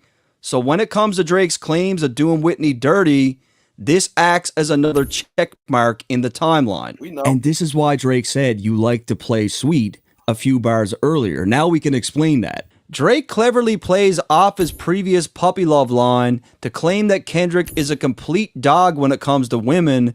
And even 13 years ago, it was on the Buried Alive track where Kendrick is talking all about how he can't wait for his music to pop off so that he can live like Drake and smash groupies. Red, I'ma go and get some head off the strength of my music. I tell a bad bitch, your ass too fat, capitalize that. And your weave look good with the Indian tracks. So 13 years ago, Kendrick is saying he wants to get some head off the strength of his music, which is exactly what he did, as just 1 year and 8 months later, he would cheat on Whitney and dipped into the vanilla cream at a festival in Copenhagen. Oh, now, the crowd was different in Copenhagen, babe. Like, they They really do love me out here. It's crazy. And of course, Kendrick had to frame those lyrics like he had big plans of messing with thick queens with the weave looking on point, but in reality, he was gripping on a blonde ponytail and balls deep in skinny white ass. I mean, Kendrick might just be a milkman, right? A closeted milkman. And after that, it's over. You wake up and you don't even know what you done done. I missed the show. I wish they'd bring it back. But leave some of your favorite moments in the comments, and I guarantee I'll get them. You had a boo. Yeah, yeah. And there was rumors that you guys got engaged. Yeah, yeah. Is that true? Yeah, definitely. Congratulations, Appreciate man. that. Yeah, I'm loyal to the soil. Yeah, I got engaged, and I'm also really loyal too, by the way. Like, that's just, you know, I'm Kendrick.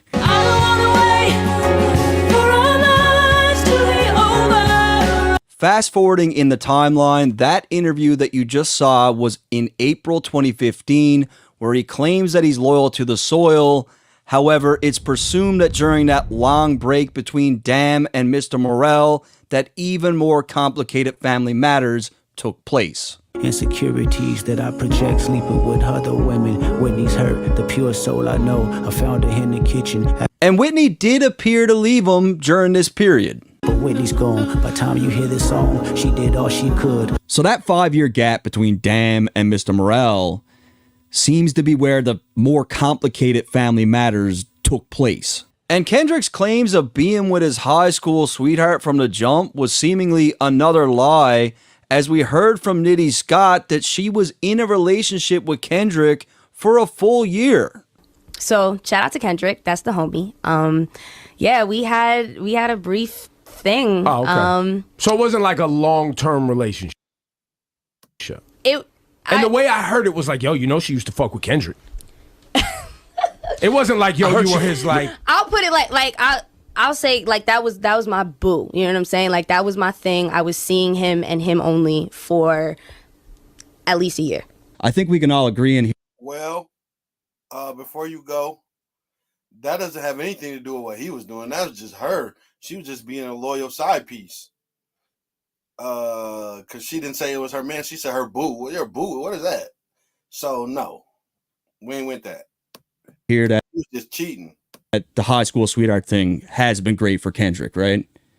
Right. Good look. So, I think we just ignore this. So, it's here where we close the timeline on the relationship, and it's understood. All right, I'll go with that. We'll just ignore it. That Kendrick admitted to some of these things himself. But this line from Drake is about the cycle of doing Whitney dirty, and by all accounts, this is extremely accurate. But bro, he said he's not your savior. Like, guys, I know about Mr. Morel, but that doesn't change the fact that what Drake is saying here is true. He treated her poorly. Being with his high school sweetheart was part of Kendrick's brand, as it made him look like he was different than all the other rappers. I don't understand people. You act like because you admitted something, I can't talk about it while I'm talking about you. You admitted it. Now, yes, I'm going to talk about it. You admitted it. Yes, I'm going to talk about it. That's how I know it's true. Instead of you making up an angle, you know what I'm saying? Like, I'm saying some shit that's true. Because he didn't change with the money and fame. But at the same time, it makes him look a different way. Because a lot of us thought Kendrick was married. And he ain't. And now we starting to see why. And other than what he was saying. Him look loyal, but this isn't what took place at all. We heard it a million times, right? Oh, Kendrick is really genuine. He's not like the other guys. He's still with his high school girlfriend. He's genuine. It's within this first verse from Drake where he indicates that Kendrick is just truly envious of the life that Drake lives. 13 years ago, Kendrick claimed he essentially wanted Drake's life, and Drake frames it like that didn't change. Drake has always had the freedom to sleep with any woman he wants, and while Kendrick positioned himself for over a decade as an honest and faithful guy to his high school girlfriend, this is simply not the case, as he was really moving more similar to Drake than what people would like to admit. Drake is basically saying the difference between being a high value man and a cheater is the truth. If you're not a nigga that can just have the money and then still just do what you want, and she stay with you because you the man and you gotta lie. I was at the studio late. We stayed out. We was this. My phone died. If you got to do all that, then you're a whole ass nigga with some money. Saying, you always wanted to live the life that I lived. You did live the life that I lived. You just hid it from the world behind a sweetheart persona. I heard that one of them little kids might be day free. Okay, so first, to better understand this line, we need to look at what was said by both artists on the diss tracks that came before. Better understand the line. It was some gossip. He said, I heard it might. Like, there's no proof of it. He doesn't even know if it's true or not. He said, I heard that it might. Like, that's just some gossip shit. And he threw it in there because it just stuck. On Push I heard it might. Ups, Drake started out the track with the Who Kid. Right? Like, that's two things that just make me not want to listen to somebody. I heard, first of all, like, from where, from who, then might. What you mean it might? That's just two things where it's not true. So even if it's not true, it don't matter. He said he might. They heard it could have been. Maybe. Sort of. It dropped, which was something that none of us understood at the time.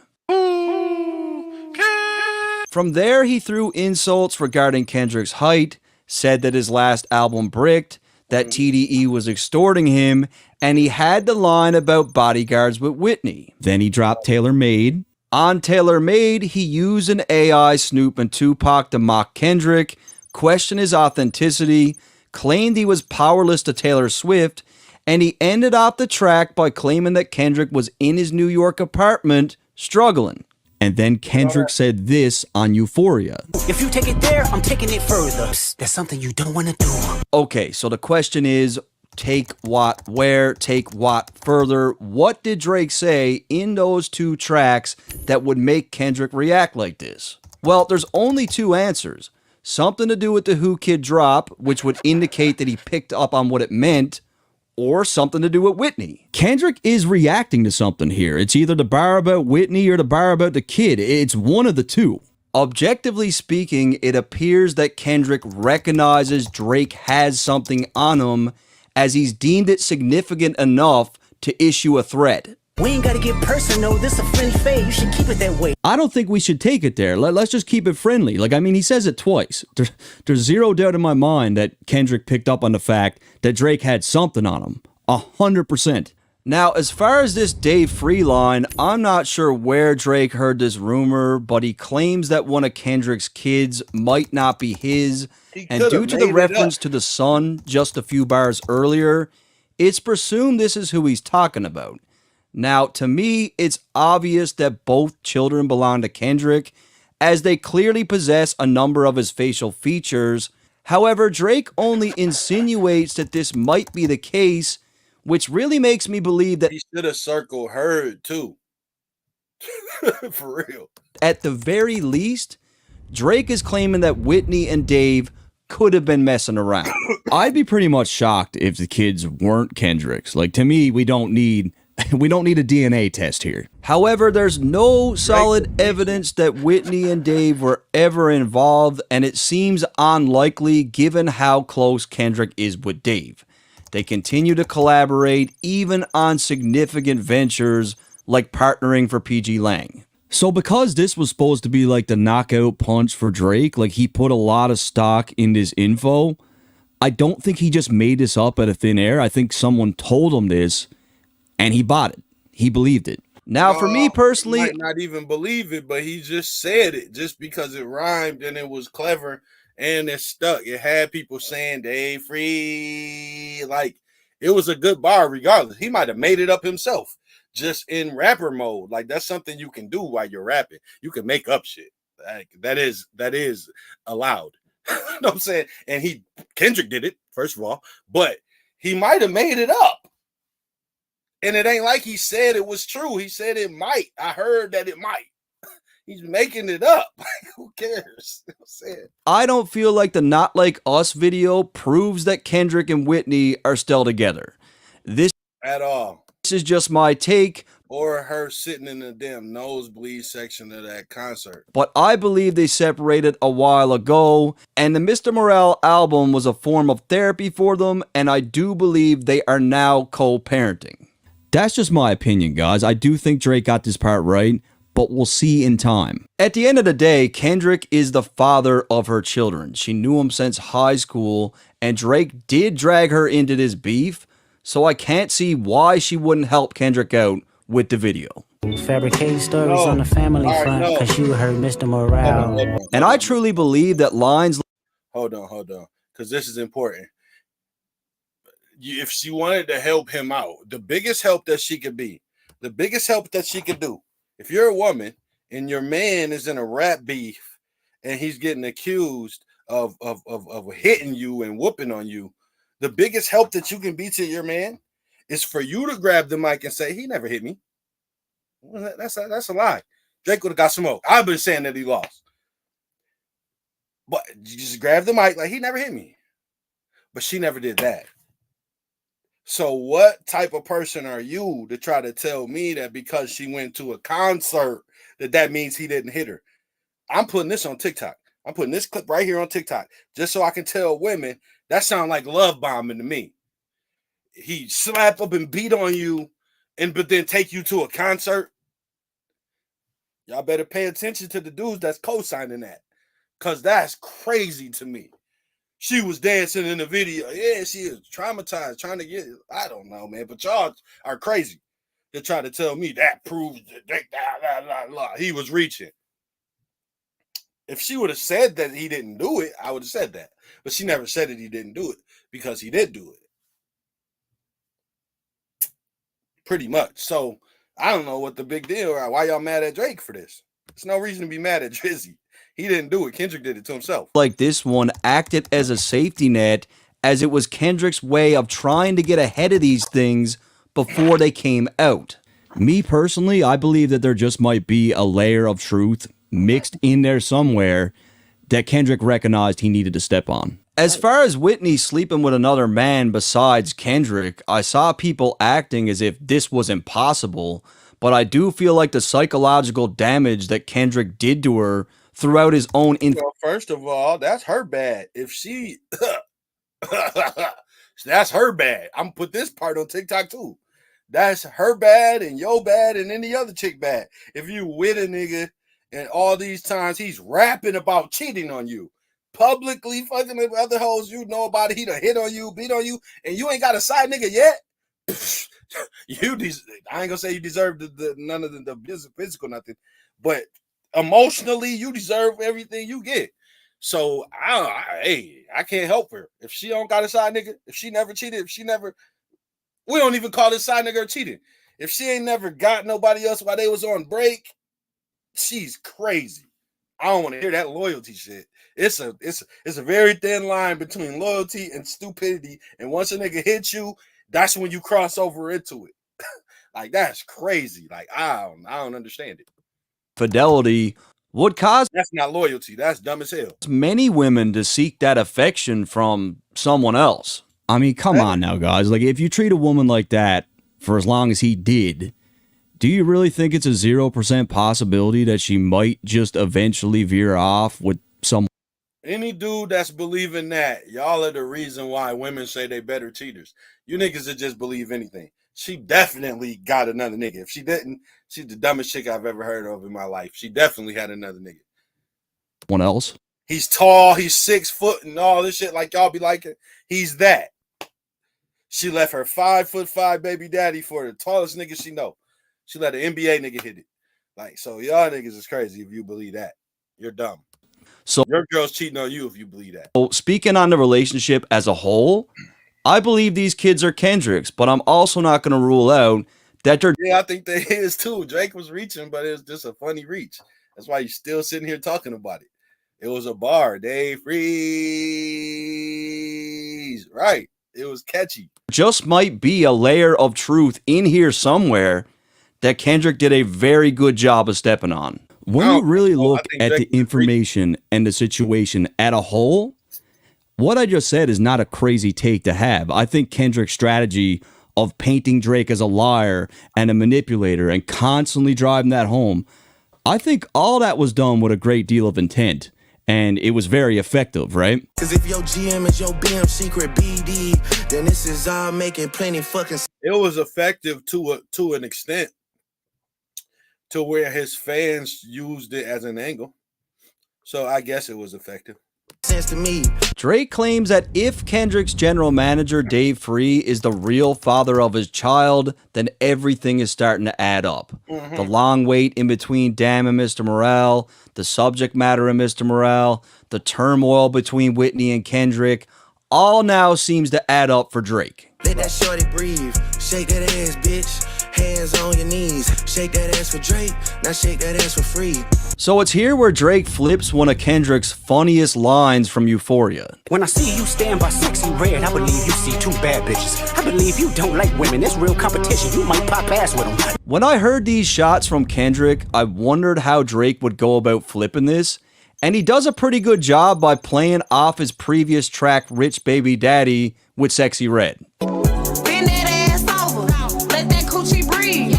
Drake starts off the line by saying, "Let that shorty breathe," possibly alluding to Kendrick being controlling in the relationship. It is a decent little flip as he ties it into the Dave Free and Whitney allegations, and this really could have been a crowd-pleasing moment had Kendrick not stepped on this track so quickly. This was supposed to be Drake live, putting the mic out, and everyone singing this part back. At this point in the video itself, the van has now been placed inside the crusher, and something else I wanted to add about this video is the fact that it's very low budget. It almost looks like it was filmed with cell phones, and when we think of how Kendrick approaches his music videos, they're extremely cinematic, and I think Drake could be doing this to kind of mock him. I'm not even saying that's a thing, that's just something that I noticed. We're not that kind of free. I'm talking about my nigga Dave. Drake proceeds to mock Kendrick by I was about explaining to say you're reaching, but then you kind of said it yourself. Yeah, you're reaching. the previous line, basically saying that Whitney doesn't need to shake ass for nothing, meaning she doesn't need to do it for free. She needs to shake it for Dave Free. Yo, man, a Lil K, we call that shit a mini Drake. Drake makes a reference to a mini Draco gun, which is a smaller version of a regular Draco. It's here where he positions Kendrick as someone that he doesn't even see as a man, but more of a little kid. There's also the fact that the Draco was inspired by the AK-47, so really this little K line has three meanings, being one, Lil Kendrick, two, Lil Kid, and three, it's a direct reference to the Draco being inspired by the AK-47 itself. Man, we know clearly that that second one is a pure and utter reach. So that is not a triple entendre. It is not. It's just not. But whatever. It's still a cool ass line. This is both a clever way of pointing out Kendrick's short stature and also a way of calling him little bro. There's also the fact that by Drake labeling Kendrick as a mini Drake, he's literally saying that Kendrick is a smaller extension of himself and alluding to the fact that he's nowhere near to being on Drake's level. And he's also rebuttaling two of Kendrick's gun bars, one being Euphoria. The very first time I shot me a Drake, the homie had told me to aim it this way. And also to like that record. That's a K with all these nines. He gon' see Pet Cemetery, nigga. So not only is this a good punchline, but he also has a couple rebuttals in there, which is something You're reaching, but it's cool. We'll allow it. that we give points for in battle rap. This is a thing. He always said I overlooked him. I was staring straight. This line acts as a double entendre where one, Drake alludes to Kendrick's height, he literally overlooks him because he's taller, and two, Drake is only focused on people he considers to be on his level. He looks straight ahead, meaning he only acknowledges artists who are the same caliber as himself.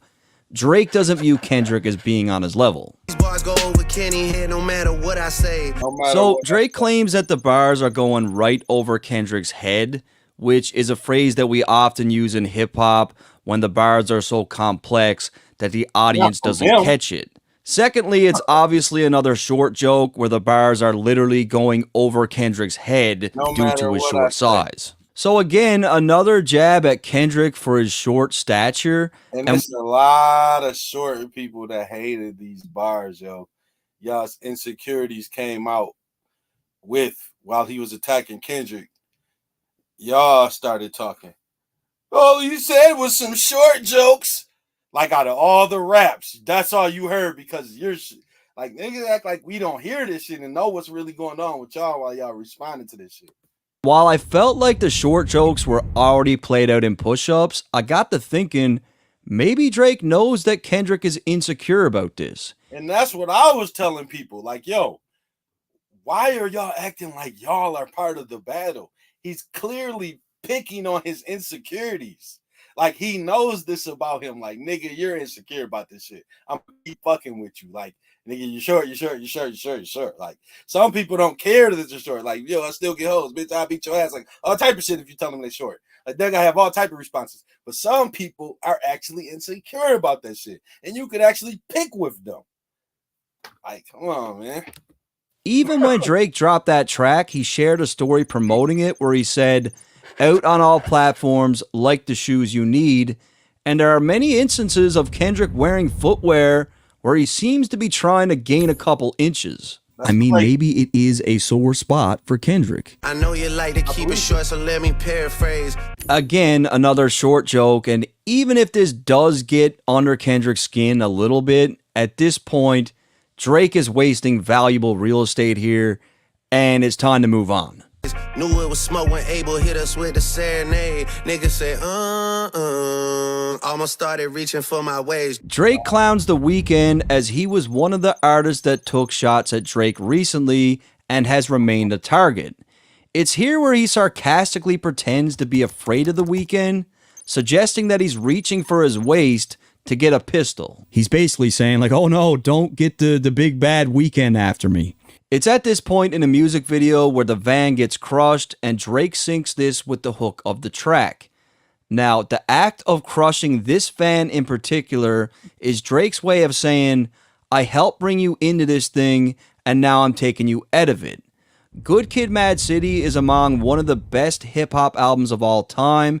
It certainly makes my list, and this is a pretty slick chess move from Drake. As dramatic as it is, I think the crushing the van shit is dope. Like, it's a good visual. It feeds into what Drake's trying to. I wish I liked that album as much as everybody else. I like Section 80 more than that album, and I don't know why. I'm about to listen to it again. Maybe I'll like it more now. Maybe I won't, because y'all's. If I take the fact how I feel about his fans away and listen to the album, I'll still appreciate it either way. But I'm gonna start listening to that shit again. Do on this Everybody record. talk about that album. That's everybody's favorite album, but I just don't like it as much as everybody else. Something else you'll notice about the hook is that this time Drake cuts the track off before he says PG and inserts 3 gunshots instead. I was really trying to keep it.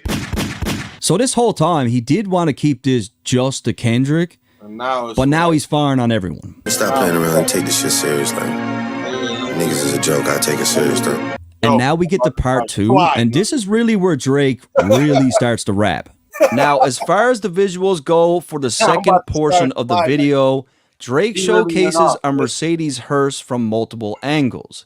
He shows off the exterior a few times and then focuses on the inside of the vehicle itself. You'll notice that the location of where the casket is usually secured is empty, and this is a visual that Drake focuses on. I believe the reason for an empty hearse is to symbolize that the Good Kid Mad City van acted as the coffin for Kendrick. When the van is crushed, Kendrick is buried, and the empty hearse demonstrates that the job has been done. That is my best interpretation of it. However, another layer comes into play when we look into the make and model of this hearse in particular. This took me a lot of digging, and I looked at more hearses than I would like to admit. But you can see that the Maybach model has the exact same interior. All the other hearses I looked at do not look like this one. This is the Maybach hearse. Drake's reason for using a Maybach hearse is impactful because when Kendrick first met Drake, this was the vehicle that he used to pick him up. A white waitress on standby when we need her. A black Maybach 40 pulled up, Jeep, no doors. So I feel like Drake is basically saying, I used a Maybach to pick you up. That was the start of our relationship and me helping you. I helped get you to Good Kid Mad City. I help you with Good Kid, Mad City. I'm crushing the van. I'm burying you. This is your funeral. And I did this with a Mercedes Maybach hearse. So the vehicle I brought you in with is the vehicle I just took you out with, pretty much. It's here where Drake puts on a clinic, really sliding on this beat. Drake shooters doing TikToks, nigga, really shooting in your gang. That's peace, brother. Y'all ain't getting shit shot, nigga. Picking up from where he left off, Drake starts out the verse with some more bars for The Weeknd and his crew. First, he makes a reference to The Weeknd's claims on a recent track called All to Myself. They shooters making TikToks. It's on this track where The Weeknd alludes to how one of Drake's OVO goons, Baka Not Nice, is posting on TikTok. Hello. Good morning, bitch. How you doing today? Drake claims that one of his former colleagues, P. Rain, is the brother of The Weeknd's best shooter, Gilla. Drake is basically saying, like, I'm in good with your number one goon. He's friends of OVO. Like, you're not going to do shit to me. I can't listen to the stick talking falsetto, saving for a hip hop nigga. So it's here where Drake dishes out a triple entendre. First off, Drake continues to respond to the All to Myself track by telling The Weeknd that he doesn't want to hear any threats coming from a singing artist. While Drake also sings, The Weeknd is primarily an R&B and pop artist. Yo, I've never heard that song. I'm about to listen to it when I can. Secondly, Drake also references Stick Talk, a track by Future, to imply that if The Weeknd's gonna collaborate with Future, he should leave this kind of talk to him. Last but not least, the line has a far deeper meaning as The Weeknd has a goon that goes by the name of Styx. And Styx is someone that's been mentioned by The Weeknd before. So I mean, he's clearly labeling Styx as one of his shooters, right?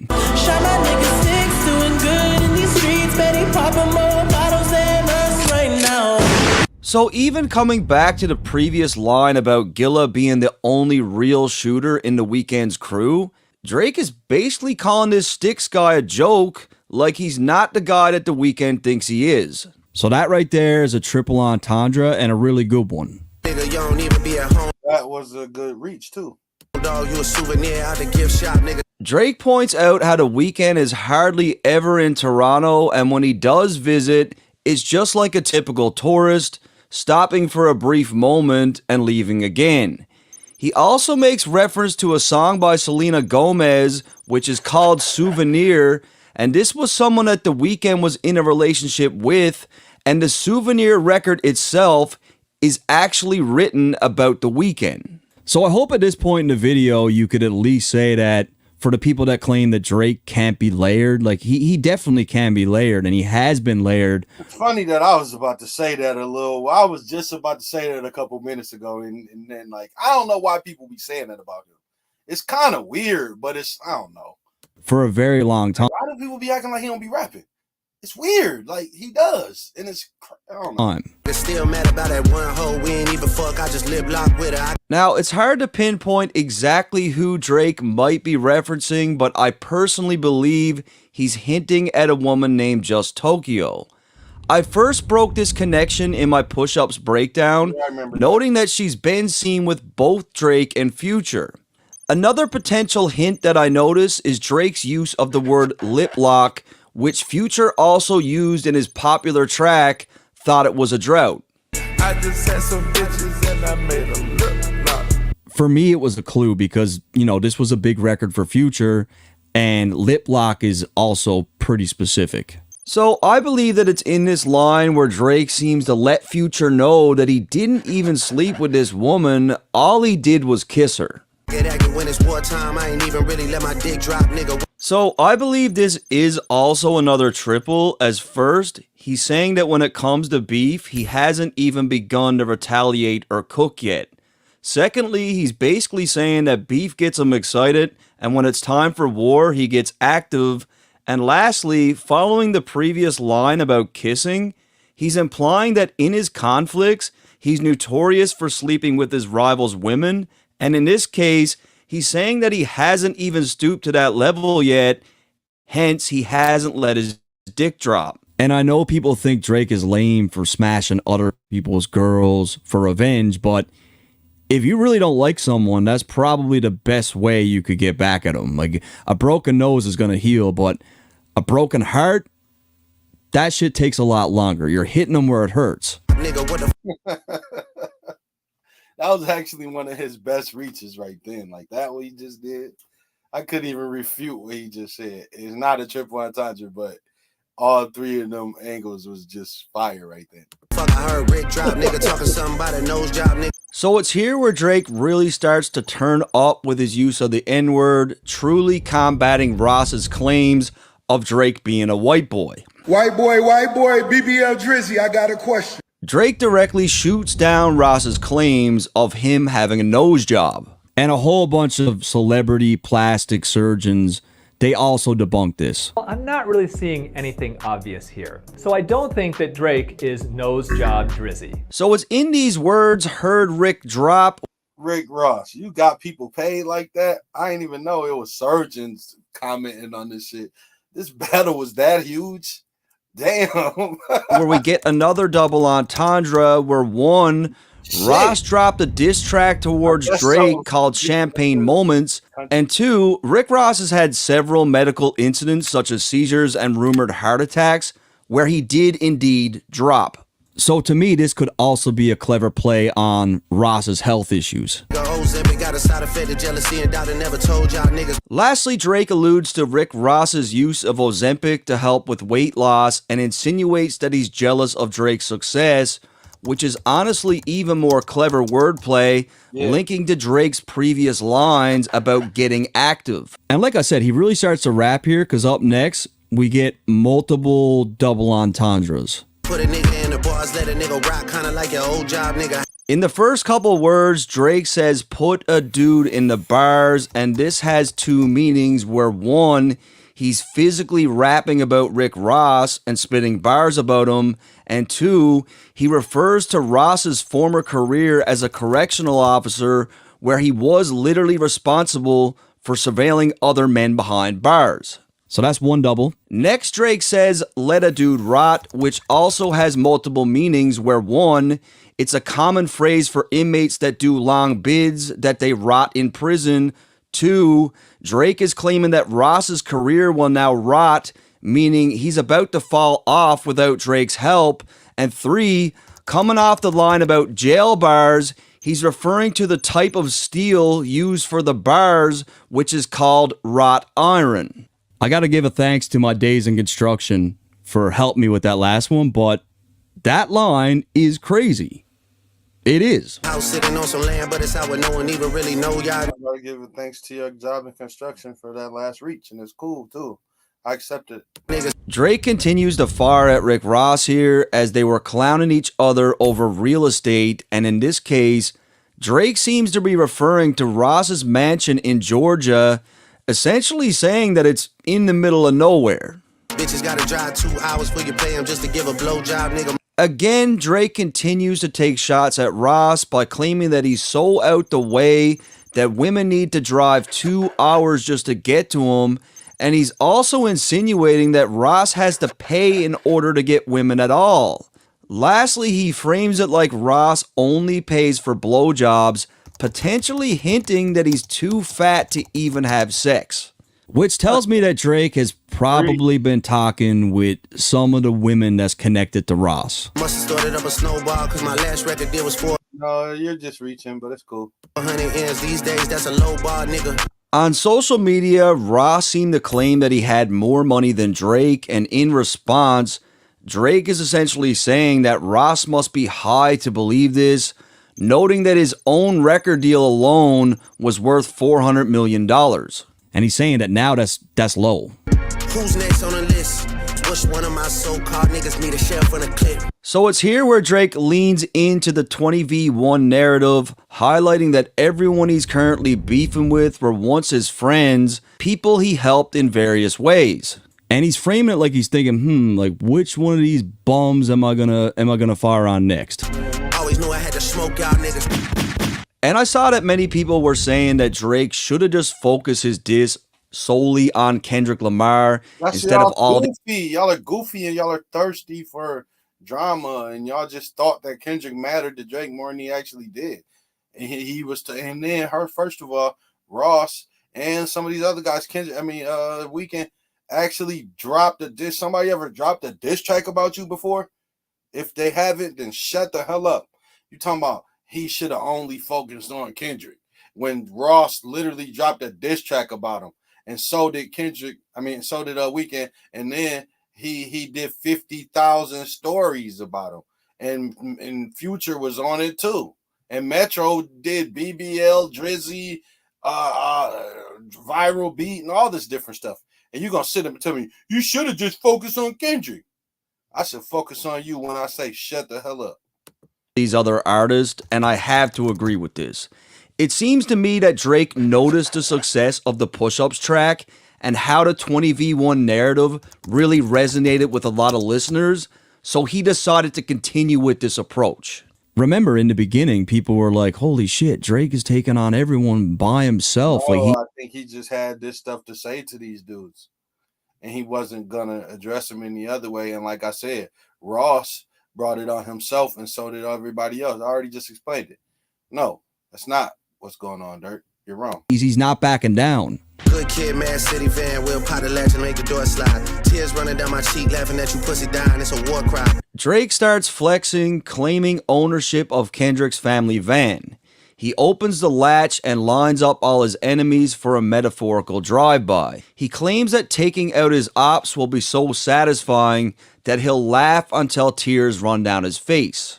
Weekend music getting played in all the spots where boys got a little more pride. Drake then turns his attention to The Weeknd and insinuates that his music is being played in places of the LGBT community.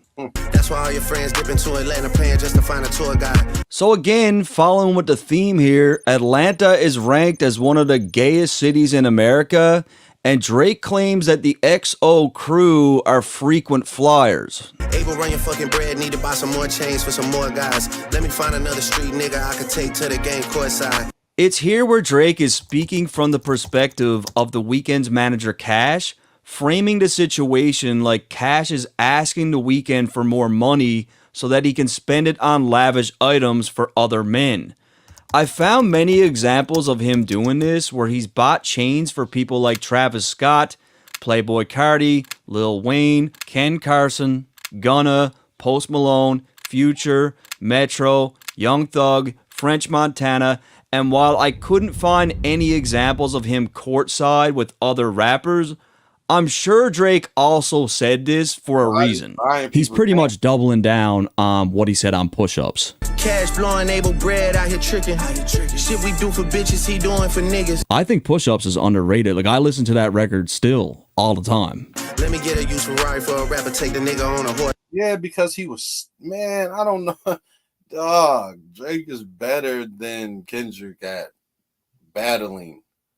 That's right. Drake continues to rap from Cash's perspective, explaining to The Weeknd that he needs money to purchase sports cars for other men. He specifically mentions a Ferrari, famous for its horse logo, implying that Cash is giving other rappers a horse ride. It is a pretty clever line, as Ferraris are typically two-seater cars, while horse rides are often seen as a romantic activity for couples. And I couldn't find any examples of him buying cars for other rappers, but Drake probably knows something that we don't. Anything to take a spotlight off the fact the boss is a drugged out little punk sissy from the north side. This line is a direct diss aimed at The Weeknd, who owns the XO record label, positioning him as the boss.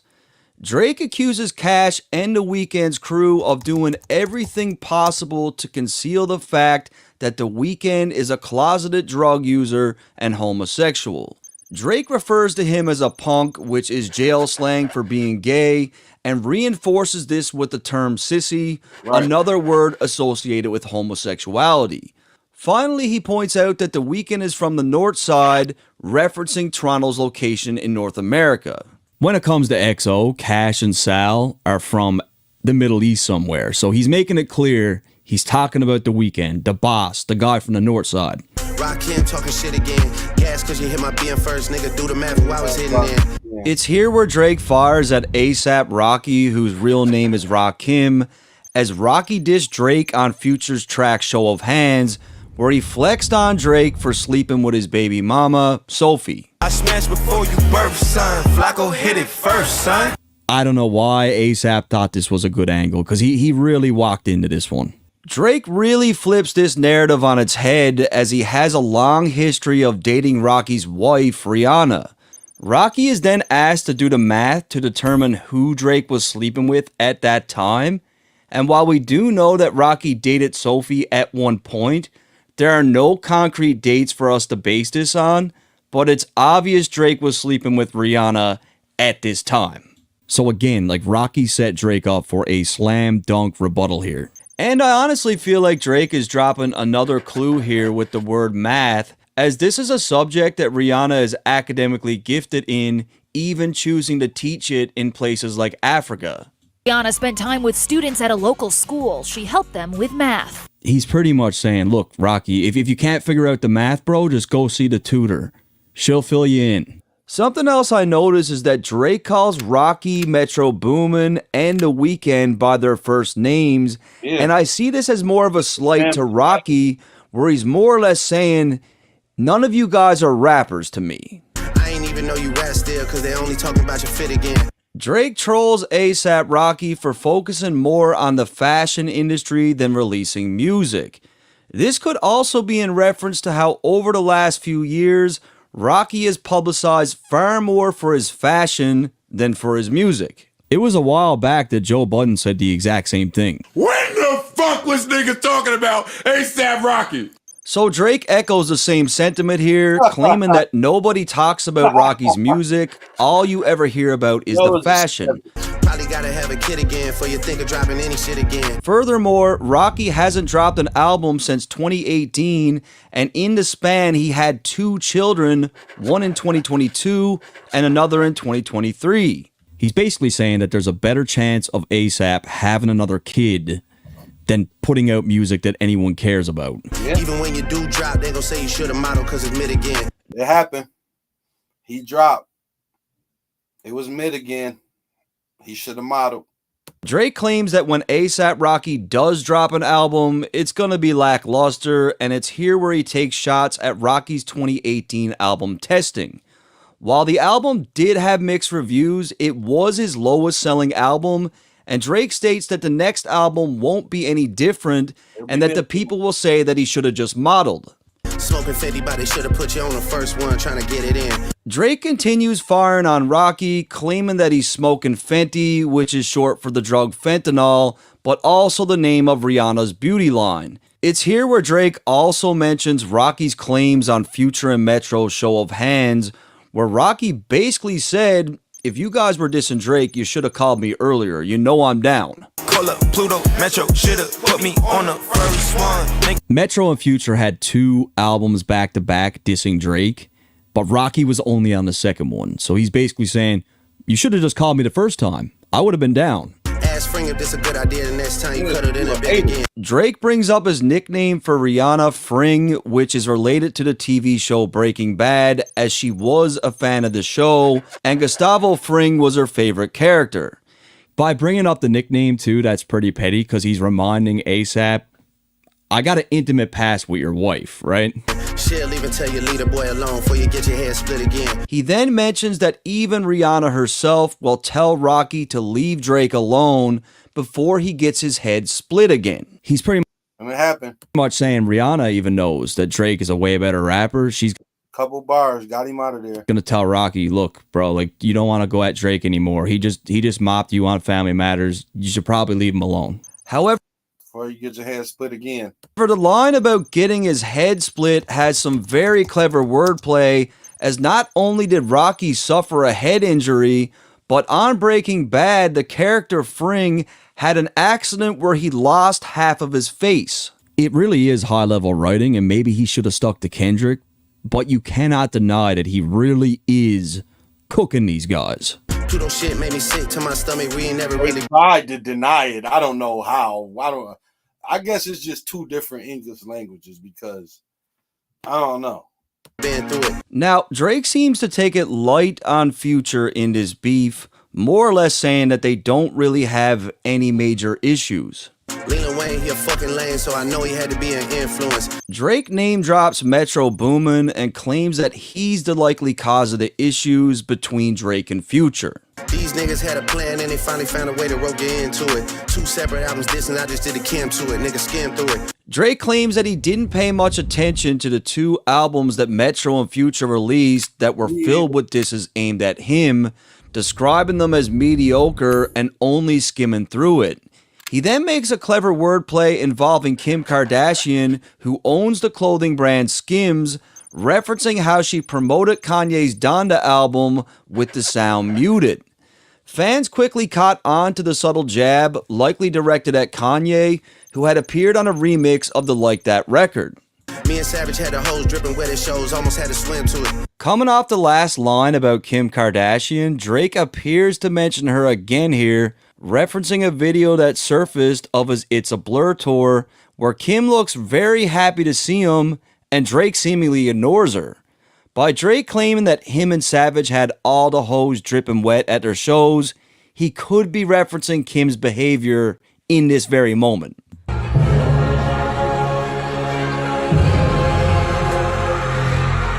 I'm pretty sure he slept with her before, but he could have piped her down that night. Who knows? That shit is only hitting hard when Baby King put his pen to it. So a lot of people seem to take this line as if Drake was saying that Baby Keem was physically writing for Kendrick, but I don't think that's what he means. If you look at Kendrick's album, Mr. Morale, Baby Keem is listed as a writer on N95, Die Hard, and Savior, and these were some of the standout tracks. And some of that credit, I think, was just for ad-libs.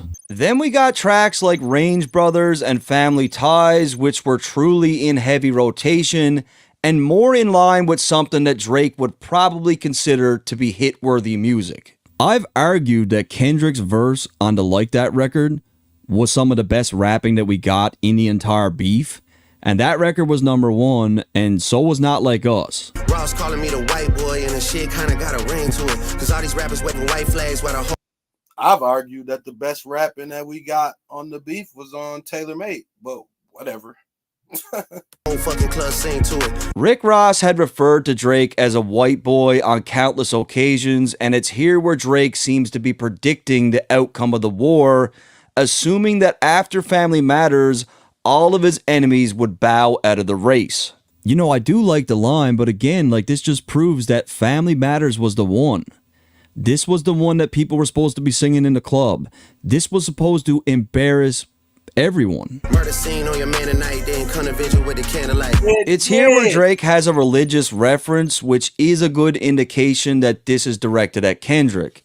He claims that Family Matters will be the death of Kendrick, and that he's so petty, he'll show up to the candlelight vigil.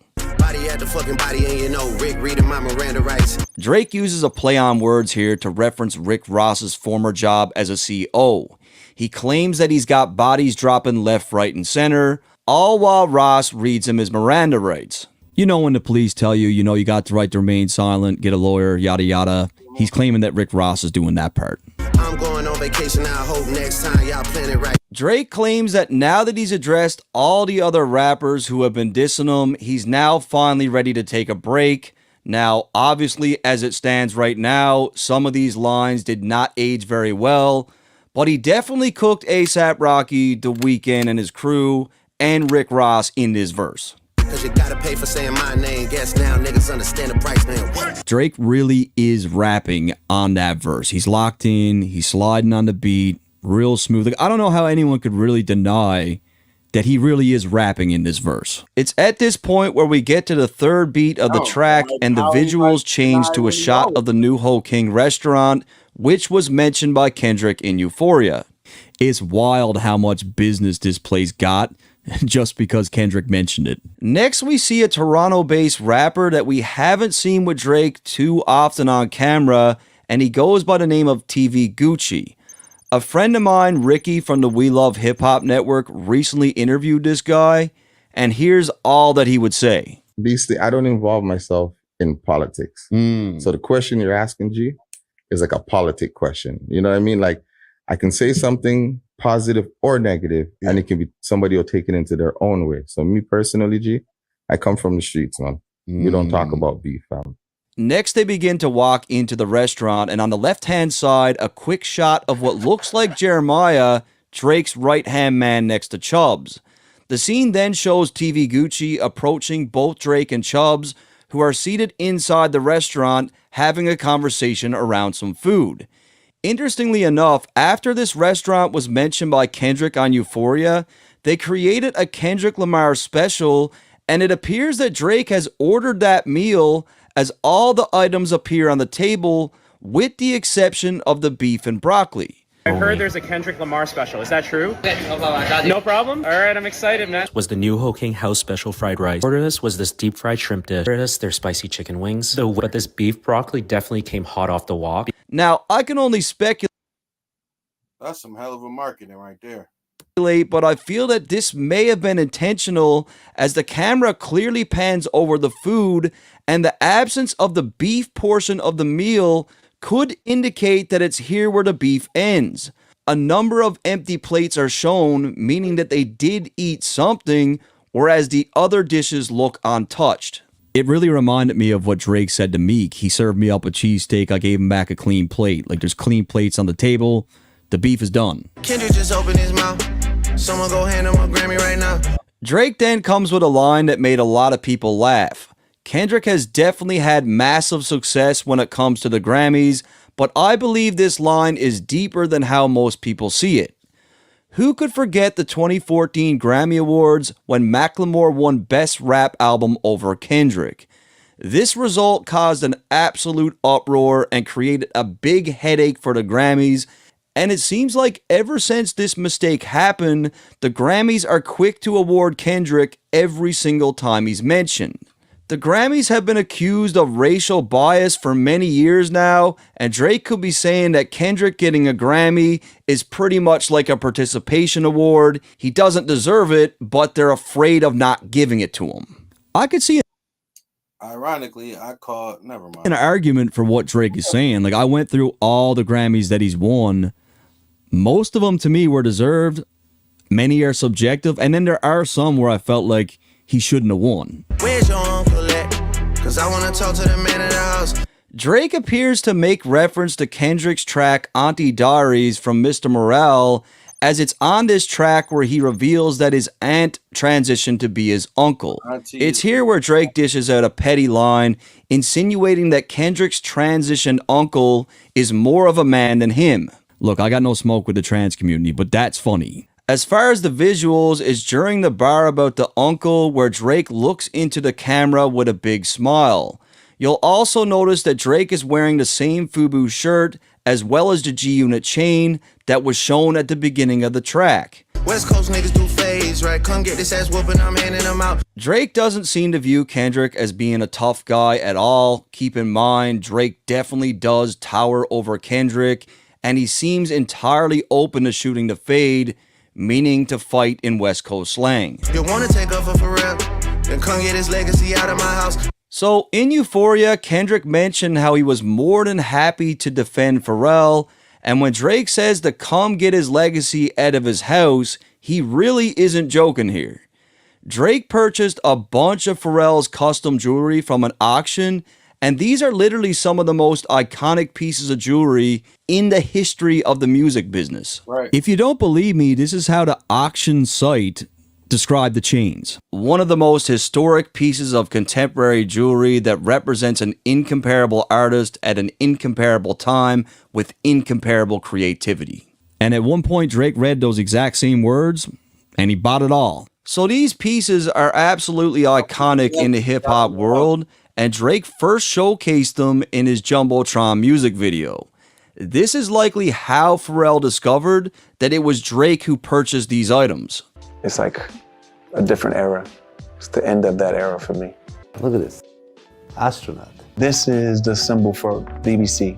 And this whole thing, you know, all this beautiful items, this piece of jewelry still looks like brand new. This is museum pieces, this is museum jewelry.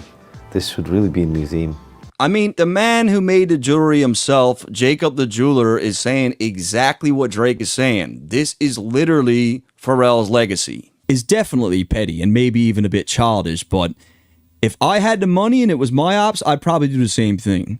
Like, fuck that guy, dude. This is mine now. And I saw that a lot of people were quick to accuse Drake of lying about melting the chains. I melt down the chains that I bought from your boss. Give a fuck about all of that heritage shit. When he says this, he's just messing with him, right? Like, Right, he making said, him "I think, will." like, do you really think he would do that? Melt down the chains? Drake's like, oh, that old junk? Yeah, I melted that down, man. That's just junk. It's in these lines where Drake is really taunting Pusha T, as Pharrell was instrumental in his very existence to the music business. It's for this reason that I personally believe that the talk line, man, I throw this shit away. I pour this shit out. Like, I don't care about this shit. true reason for Drake purchasing these pieces was really to antagonize Pusha. Man, I love you, bro, for everything, always. You brought me in this game. You taught me everything. It's in this clip where Pusha clearly states that Pharrell is the reason why he even has a career, and literally 4 months later, Drake purchased all the items from the auction. Pharrell is even the person that gave Pusha T his name. Man, you know what? Pharrell actually named me Pusha. Pharrell did? Yeah. So to me, I think this has more to do with why Drake bought these chains in the first place. Not really to get at Pharrell, but more probably to get at Pusha. As far as the visuals go, we now see a man wearing Pharrell's most iconic pieces, and a common misconception here was that the man was the owner of New Ho King, but he's actually a long-standing member of OVO. He goes by the name of OVO Juju, and it's believed that he is Drake's road manager. I'm not 100% sure what this guy does, but he's been around for a long time. He is part of OVO. What's extremely interesting about this, and something that nobody's seen to notice, is that Juju is wearing a lot more jewelry than what was featured in the Jumbotron video. That's because it's here where Drake exposes that he bought even more items, but this time they don't belong to Pharrell. These items are actually Nigo's, who created the Ice Cream and Billionaire Boys companies with Pharrell. It was 1 year after Pharrell's auction that Nigo also had an auction for a bunch of his items, and it's in the Family Matters video where Drake reveals that he bought even more iconic pieces.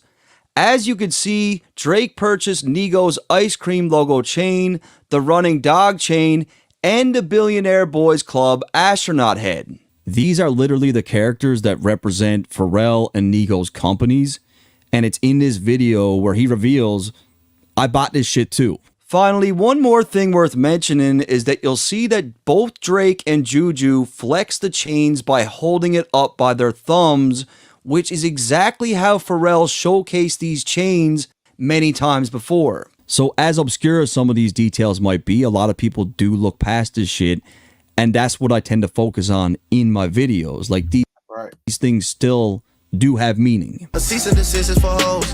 Can't listen to lies that come out of your mouth. It's here where Drake accuses Kendrick of hitting up Tupac's estate to sue him for the tailor-made freestyle, and I don't believe this for 1 second.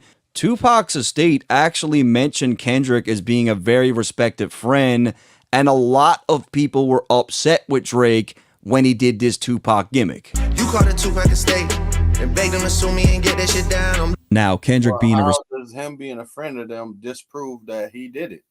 The hell you mean? respected friend means maybe they would sue him if he asked, but I just don't buy it. As far as the visuals, I do. I definitely buy it. I 100% buy it. Why would they do it? Out of all things, why would they involve themselves? we do see a photo of Drake and his son Adonis, which depicts a loving relationship between the two, hence the title of the track, Family Matters. And by all accounts, and I don't think we have any reason to really believe otherwise, Drake does seem to be a great dad to his kid. Next in the video, we see Tupac's ring, which Drake did purchase for $1 million, along with the mysterious letter that is written in Spanish. As you can see, the letter clearly has the infamous signature of Pablo Escobar, and although some of the writing is blocked out, I was able to find this exact letter online when it was available for purchase. It appears that Drake was able to obtain a very rare artifact here, as this lot in particular was for a book that Escobar himself published while in prison. It's estimated that around 10 of these books are in existence, and just to show you guys that I found the correct item, you can see they're a mirror image of one another. A lot of fans speculated about the Spanish writing as some of it's blocked out, but it was translated on the auction website as saying, "With much appreciation for a great friend, very serious, very honest, and very brave, signed Pablo Escobar," with his fingerprint. What's interesting about this book itself is it really showcases just how powerful Pablo was, as it's within these pages where he mocks law enforcement and political leaders. So even when he was in jail, he was so powerful that they couldn't stop him from publishing a book that mocked the police and, mocked politicians. He did whatever he wanted. Most of the copies of this book were burned when Escobar escaped from prison, so it is pretty amazing that Drake got his hands on one of these. Now, when it comes to the symbolism of what this could mean in the Family Matters video, I can only guess at this, but Escobar lived by a specific set of family values. He went to great lengths to ensure that his family was protected and that they were able to live a life of luxury. However, at the same time, he was extremely powerful and ruthless when it came to how he handled his business and his enemies. Similar to Drake, many of Escobar's allies and friends would eventually turn against him. So this really could be a powerful statement from Drake on a track titled Family Matters, given the theme of the record and then the fact that there are some parallels in their situations. I'm losing perspective on beef. Boy, when the same beat and I kill you for fun. Drake suggests that the beef is becoming less significant to him and almost trivial. On the Push-Ups track, Drake sampled Biggie's iconic record, What's Beef, where Biggie defines beef as more than just a disagreement. It's a life-threatening conflict that extends beyond music into the real world. Drake seems to share Biggie's perspective, but in this situation, he doesn't view Kendrick as a street dude or see him as someone that's willing to take it there. So this battle in Drake's eyes, there's no stress, there's no tension. Like, to him, this doesn't even seem like beef. Next, we see one of the funniest shots in the video where Drake has two cakes decorated, one saying happy co-parenting and the other saying happy divorce. As I explained earlier, I have a hunch that Drake is bang on with the co-parenting angle. However, Kendrick and Whitney were never married, so this divorce cake could simply be symbolizing the relationship failed due to Kendrick's misdeeds. Your daddy got robbed by Top. You stunning and Wayne like father like son. Drake makes a reference to Kendrick's track Duckworth, and if we're going to talk about storytelling in music, not just hip-hop, this has to be one of the best storytelling tracks of all time. Yeah. Your dad was working at KFC. Yep. You think so? Top Dog went in to rob KFC. Mm-hmm. Is this right? Because you've written songs about this. Yeah.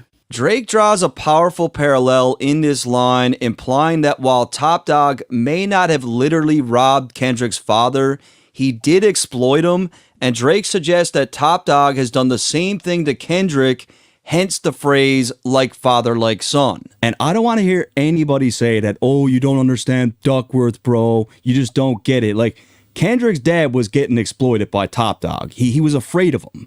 It's no different than what the mob was doing back in the day. The mob was getting free bread and free meat, free whatever they wanted because they were feared. The locals were afraid of them, and it's no different here. It's the same exact thing. Drake also cleverly references the relationship between Birdman and Wayne, a father and son dynamic that ultimately soured, leading Wayne to sue Birdman over money he believed he was owed. So it is a pretty hard line, especially coming off Push-Ups, where he accused TDE of extorting Kendrick for 50%. Anthony set up the plays.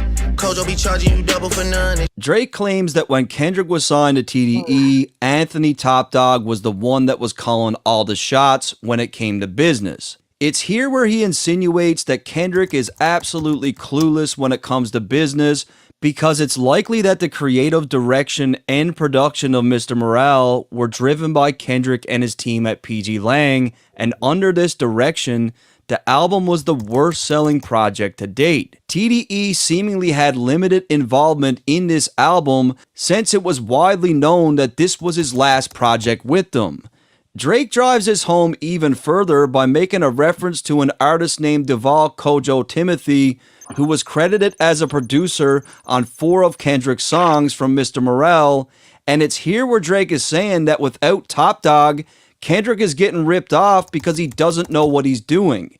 Drake claims that he got charged double for production on an album that didn't even sell well. Now, I don't know where Drake got this Kojo info or even if it's true, but I do still like the angle he took. He's basically saying that without TDE, Kendrick's lost. He doesn't know what he's doing. And then he backs that up with the fact that Mr. Morale didn't perform well. However, this line could be a double entendre, as Anthony is not just the name of Top Dog, but Kendrick's manager as well. And rumors have sparked up that there's potential Kendrick was using bots. And I gotta be honest, I did not look into any of these bot allegations or any of that. So leave it in the comments. I wish you would have. I really wish you would've. While you were investigating, I mean, you should have went and looked something. Drake insinuates that the people close to Kendrick are shook because they know Drake has some damaging secrets, but at the same time, they're pretending to be confident in front of Kendrick. So it didn't age very... Still doing that. People are still doing this. Andre was mad about this video before it even dropped. This video. Very well, but again, this is how much stock Drake put into this information. Next, visually, we see a studio, and I did look this up, and it's safe to say that this is indeed Drake's home studio. You'll also notice that a bra is hanging directly to the right of the camera, and it's hard to say who this belongs to, as Drake is known for getting plenty of bras thrown at him while on tour, but you can best believe that this is there for a good reason. It's likely related to a girl connected to any one of these rappers that he's dissing. I mean, without more context, it's pretty much impossible to find out who owns this thing, but I guarantee it is there for a reason. You tell me what I shouldn't say, but fucking my nigga, it's already done. Drake refers to Kendrick's threats on Euphoria when he told Drake not to take things further, and just like I said earlier, this was something that Kendrick clearly felt he needed to get in front of. We already know it's a 20v1, we already know why you went #1, it's clearly because of the boy. Drake is quick to remind everyone that he's up against a lot of people in this war, and he's quick to take credit for helping Kendrick go #1 with the Like That record, and no matter how you want to spin this thing, Drake has a very valid point. Kendrick's last album didn't have a single #1 on the Billboard Hot 100. In fact, the last time he had a #1 was nearly 8 years ago with Humble. It wasn't until 2024 that he secured 2 #1 records with Like That and Not Like Us. So at the end of the day, out of the 4 #1s that Kendrick has, 2 of them are dissing Drake. So whether you like it or not, it's a fact. Those records wouldn't have went #1 without the element of dissing Drake. They wouldn't have. You right about fuck the big 3. It's only Big D in this video proof. Drake responds to Kendrick's claims on the Like That record when he said this. Motherfuck the big 3. Nigga, it's just big me. Nigga, bum. So Drake is repositioning the placement again by claiming that it's only Big D, and this acts as a double entendre where 1, Big D is obviously short for Big Drake, and 2, he says there's video proof because a video leaked of Drake showing his... I'm not explaining this one, you guys. If you know, you know. And we can't forget that this line is obviously another shot at J. Cole as well, as Drake again counts him out. I mean, if you ask me, it seems like Drake does not mess with Cole anymore. He's been taking a bunch of shots at him. It's at this point in the video where we see a shot of memorabilia that is likely kept in Drake's studio. First, I want to point out the bobblehead on the far right, which is a limited edition Mac Dre figure from his album The US Open. Mac Dre is synonymous with the Bay Area, and Drake is a well-documented superfan. Drake actually brought Mac Dre's mother on stage one time. I don't know if y'all know who this is, but she goes by the name of Mac Wanda, and she birthed a man named Mac Dre. Next on the far left is a Michael Jackson action figure from circa 1995. I found the actual doll, and it is a fairly rare special edition that does have a button on it that when pressed plays the black and white song.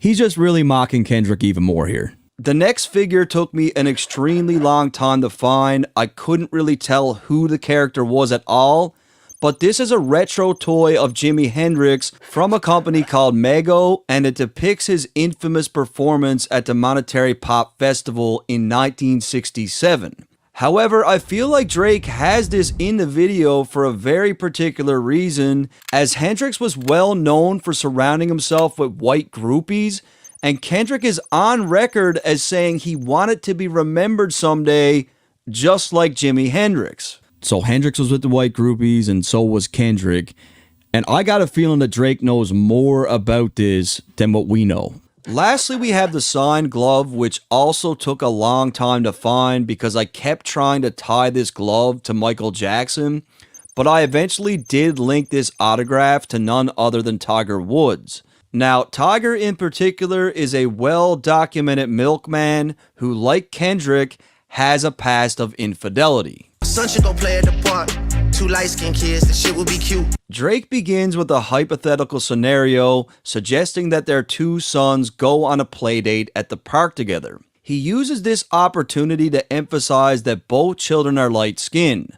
Although Kendrick's child isn't anywhere near to as light as Drake's, Drake leverages this to subtly accuse Kendrick of hypocrisy. So this is the beginning of a framework for what's to come, but basically he's just reminding the whole world that this is Kendrick's reality, right? He does have mixed children, and he does seem to prefer lighter complected women. Unless you don't want to be seen with anyone that isn't blacker than you. He follows this up with a funny remark, hinting that Kendrick might feel embarrassed to be seen with his son due to his complexion. And this is really the beginning of him setting up the framework to claim that Kendrick really wants to be with white chicks, right? That's truly what he wants. But because he's Kendrick Lamar and he has this persona, he's not able to really do what he truly wants. He has to hide it. He's embarrassed to be seen. Something also worth mentioning is that in this third verse, Drake tends to match a lot of the visuals with the lyrics. In the case of this section, we see the outside of a studio booth, and you'll notice that when the sign flashes to signal that a live recording is taking place, it's perfectly timed with the words "seen." Unless you don't want to be seen with anyone that isn't blacker than you. As far as what this symbolizes, Drake could be simply saying that it's on Family Matters where Kendrick is getting exposed, or Drake could be saying that he has a recording on Kendrick. Now, this is obviously a huge assumption, and it seems unlikely to me because it would have made a lot more sense to put any damaging footage out by now, but we'll have to see where this whole thing goes. We get it, we got it. The blacker the berry, the sweeter the juice. Drake's entire sequence here is exceptionally clever. He seizes another chance to mock Kendrick's Black Messiah persona by referencing the line from Kendrick's track, Blacker the Berry. The phrase blacker the berry, sweeter the juice is typically associated with black empowerment, symbolizing that darker skin is more beautiful and more connected to one's roots. Kendrick has used this phrase himself, but Drake seems fed up with what he perceives to be one massive grift because, as we all know, romantically, Kendrick doesn't seem to really believe this, as by all accounts, he's attracted to much lighter complexions. We get that you like to put gin in your juice. We get that you think that you bishop and juice. Drake then continues to drive home the hypocrisy by implying that Kendrick mixes gin in his juice, which is a reference to Kendrick's history with lighter complected women, as well as a reference to Snoop's West Coast smash, Gin and Juice. So Drake is pretty much saying in order for you to, enjoy that pure sweet juice that you're talking about, you're diluting it. You're mixing shit in with it. You're fucking up the concentration of the juice. Now, to be fair, the exact origin of the phrase blacker the berry, sweeter the juice is unclear, but it was popularized in the early 20th century, and the phrase gained a lot more traction with Wallace Thurman's 1929 novel, Blacker the Berry. We then heard the phrase be repositioned by Tupac as something that was related to the beauty of black women, but in the book and within the phrase's origin, the saying is far deeper than just that. That's why it's important to note that in Kendrick's version, he does not use the phrase in relation to women at all, as he repurposed it to explore the complexities of black identity and systemic racism. And I did pick up the book. I'm halfway through it. I got it a few days ago. The book so far is a sad reality. The book so far is sad. Drake suggests that Kendrick sees himself as Bishop, the character from the iconic film Juice, played by Tupac. In the movie, Bishop is a ruthless, power-hungry figure who will do anything to get ahead. Kendrick, known for being a huge Tupac fan and drawing significant inspiration from his music, Drake implies that he's trying to emulate Tupac, striving to match that same aggressive and ambitious persona. And you know, there's been claims about Pac playing Bishop and that how he pretty much became that character after, and that character wasn't really him either. When you put your hands on your girl, is it self-defense because she bigger than you? So this is the first time that Drake has mentioned anything to do with domestic abuse between Kendrick and his fiancée Whitney, and by no means do I condone domestic violence, but this line is pretty funny because Kendrick's girl is indeed taller than him. So it's here where he claims that Kendrick put hands on Whitney, but he still manages to get another short joke off. Now regarding the visuals, it's here where things become quite cryptic and intriguing. The scene begins with someone driving a Cadillac and entering a gated property. This property belongs to Drake's neighbor, Andrew Kernew, whom we will discuss in more detail later. On the left-hand side, you'll see a pirate, which was placed there to honor a social justice pirate named Sam Bellamy. Sam was one of the most respected pirates of all time, and he coincidentally died on Andrew's birthday. So these things that I'm explaining right now aren't really important for Drake, but I'm just explaining what's in the video. Your back is up against the curb. You digging for dirt, should be digging for proof. So again, it's here where Drake proves even more that the information that he was holding was something he felt was very significant for this battle. Drake labels Kendrick as someone who's in hot water and claims he's doing whatever he can to find dirt on Drake. So Drake is asking for proof, and that's something that neither one of these guys have been good at giving. Why did you move to New York? Is it because you live in that bachelor life? So I talked about the New York line in my tailor-made breakdown, and like I said before, I'm of the opinion that Kendrick and Whitney are indeed separated. I think Drake got this part bang on, but again, this is just my opinion, but ultimately, it is the furthest thing from a far-fetched take to have. Proposed in 2015, but don't want to make her your actual wife. Drake seems to be insinuating that they've been together for a long time, but this isn't what Kendrick really wants, and he's never really truly been committed. I'm guessing this wedding ain't happening right, because we know the girls that you actually like. Kendrick did propose in 2015, and while it's not a big deal to never get married, for a devoted Christian and a man of God, this is typically a priority. However, Drake has already referenced the facts regarding the cheating with white women, and he insinuates that this is what Kendrick really wants. Now, as far as the visuals, we see someone that to me looks like Drake, but I can't be sure. The darkest secrets are coming to light. It's all on your face like what happened to Mike. Drake embraces the old age saying, "What's done in the darkness will come to light," implying that no matter how sneaky or deceitful actions may be, they will eventually be exposed. Again, we get some clever wordplay here from Drake, as we have another Michael Jackson reference. MJ suffered from vitiligo, a condition that presents itself with white patches on the skin. It's here where Drake claims that all the things that Kendrick has done to grease Whitney over the years is written all over his face. And even if this is in Mr. Morale, that doesn't change the fact that it's a good angle. He's framing it like Kendrick's a closeted milkman, like white chicks is really what he really wants, what he's really into. The scene then flashes to Jeremiah, Drake's right-hand man next to Chubbs. As many of you know, in Meet the Grams, Kendrick claimed that Drake had a secret daughter, and many speculated that the picture of the little girl on Andrew's property was Drake's way of trolling this planted information, since Drake will later claim on the Heart Part 6 that he fed him these details. However, after some research, the girl pictured is actually Andrew's daughter, as I found the exact same photo on his Instagram account. Oh shit, It's all making sense. Maybe I'm Prince and you actually Mike. Out of all the Prince and Mike flips that we got in this battle, this one is by far the hardest. For context, Drake was always compared with Mike, whereas Kendrick was more likened to Prince. However, Drake takes the chance to flip this thing on its head, claiming that it's actually Kendrick who's like Mike. Michael was praying his features would change so people believe that he's actually white. MJ went to great lengths to conceal the patches caused by a skin condition. He was pretty self-conscious about this, and Drake claims that MJ prayed that his features would change so that he would look Caucasian. So just like Mike, who was ashamed of the white patches, Kendrick is ashamed of his preference for white women. Top will make you do features for change. Get on pop records and rap for the whites. So coming off the previous line, Drake draws parallels between Mike's situation and Kendrick's situation by claiming that TDE forced Kendrick to do features for white pop artists that he likely didn't want to do.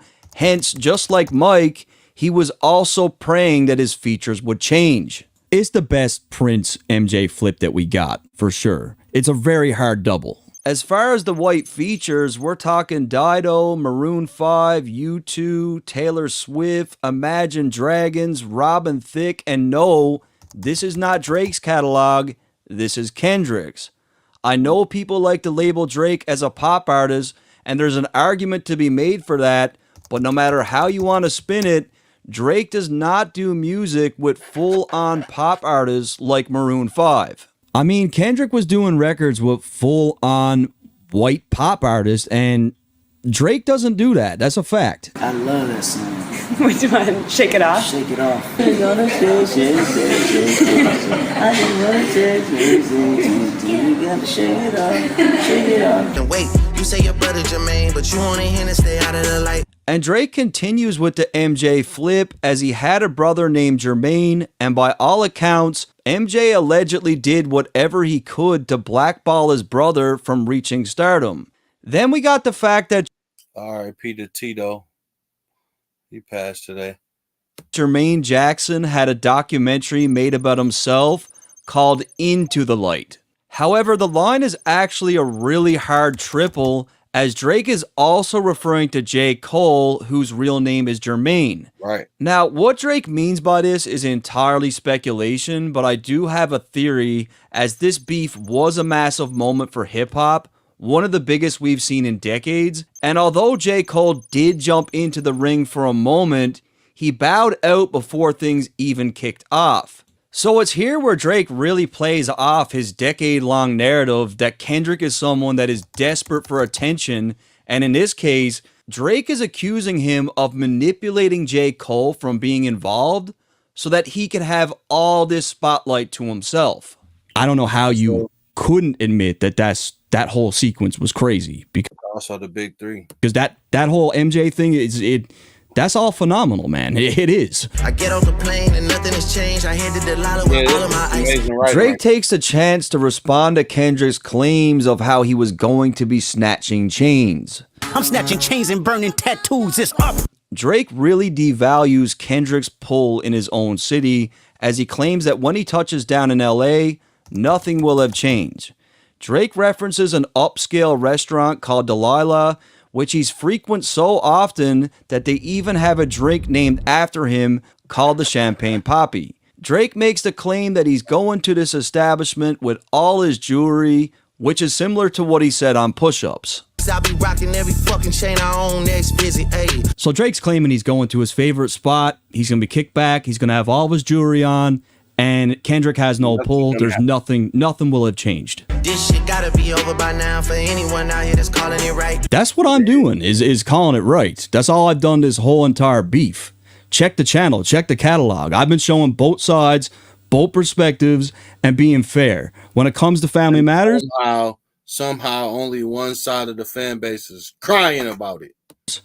You can't sit there and say that there's not plenty of bars on this track that don't deserve props, because there is. Like, for anyone that's just going to shit all over this record and call it garbage and trash and surface level, like, if you're one of those people, you're either A, an dumb as hell, extreme deranged fan of Kendrick, or dumb as hell. That's the same thing, but meaning you literally worship a celebrity, or your hatred for Drake is that extreme that you can't even give him a compliment. You're dead. You're dead. You're dead. Drake says you're dead 3 times, which could very well be related to the 3 gunshots that we heard earlier. However, I feel what he's really trying to get across is that this track, along with the visuals, was intended to be a funeral for Kendrick. There's also the fact that he does have 3 beat switches on this record in particular, and to date, Family Matters was the 3rd diss track from Drake. And now we can get into these really weird and cryptic visuals. Next, we see Drake having a conversation with the owner of the property, Andrew Kernew. Now, before I get into any of the visuals here, I need to explain more about Andy and who he actually is. First off, there's been a lot of speculation about Andrew online, and I've done extensive research on him. No, he is not a full-on patched Hells Angels member, but he's as close as you can get, meaning he may as well be. Andrew is heavily connected to the club as he has friends and family that are full-on patch members, and by all accounts, he became involved with the HA organization from a very young age. I was able to find out that his nickname on the streets was Big Head, and I even found his name in a well-known Hells Angels book. It's in these pages where Andrew comes up as one of the main targets for police, whose mission was obviously to take down the HA.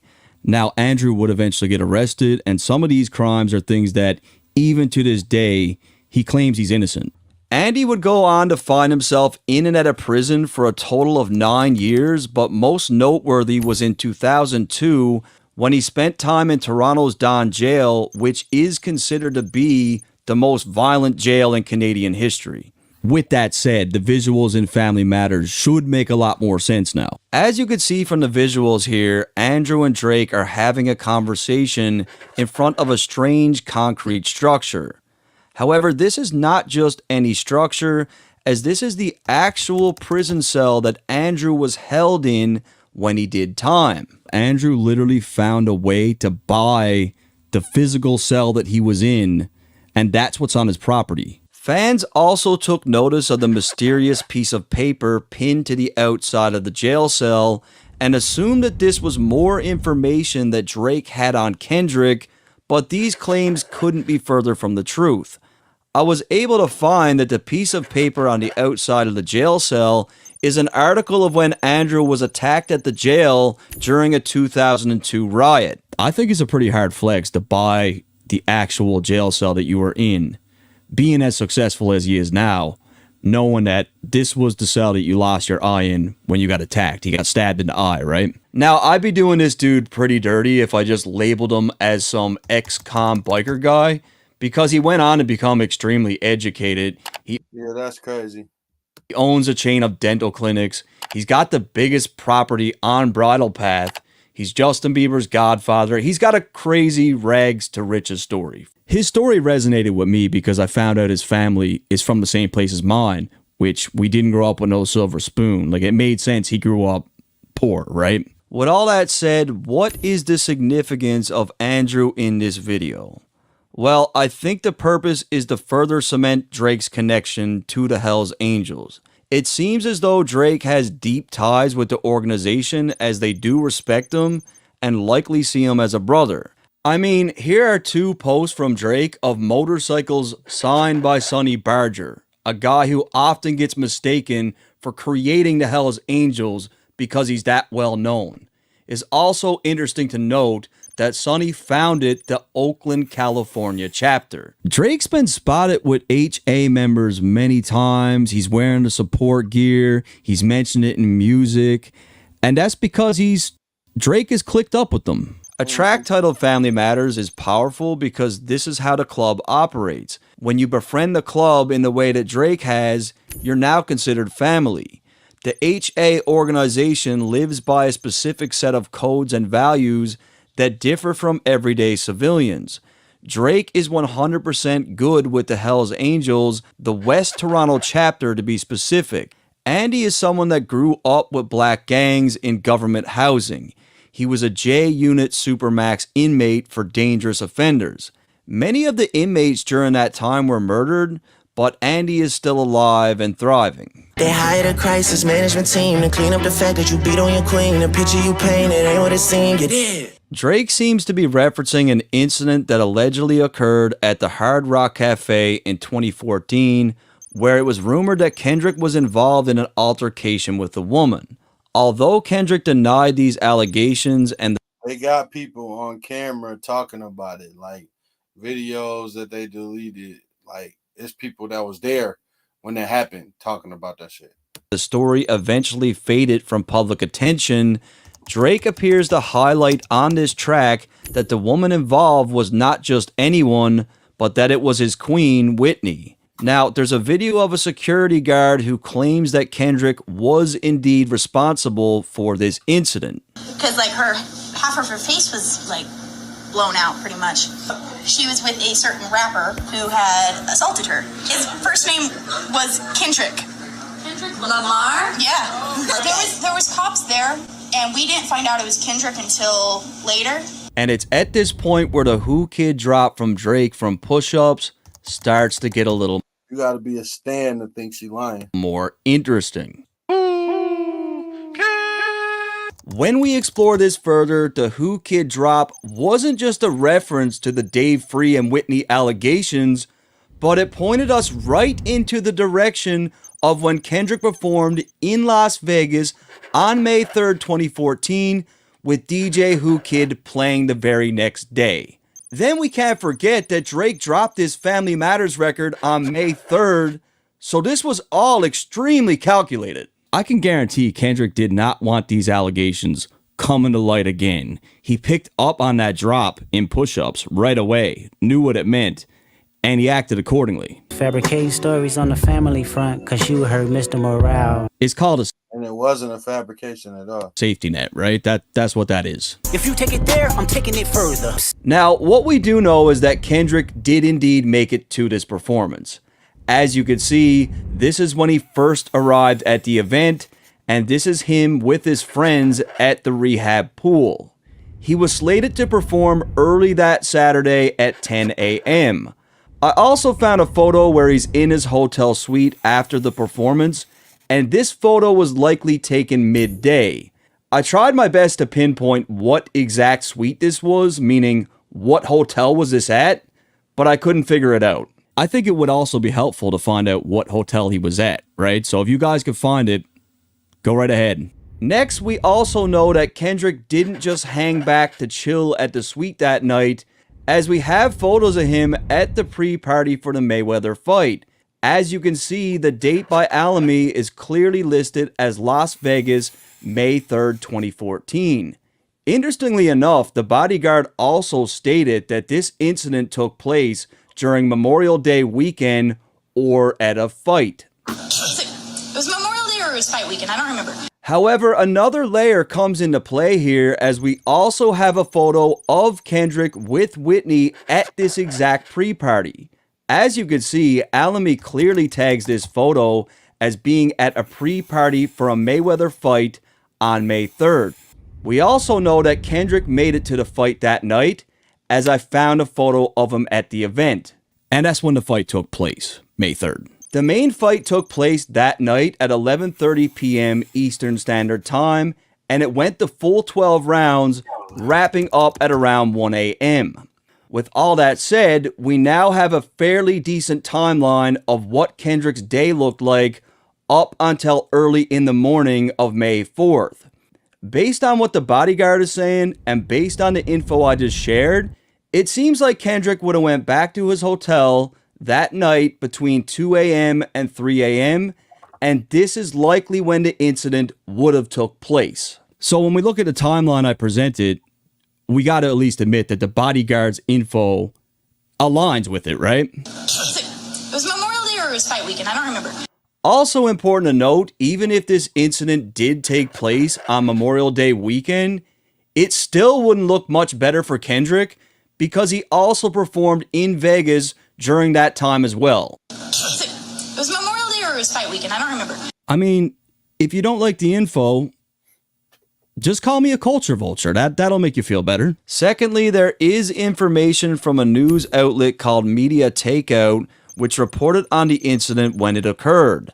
According to Media Takeout, both TDE and a crisis management firm contacted them demanding that the article be taken down, claiming that the story was entirely false. And as it stands right now today, this is all we got.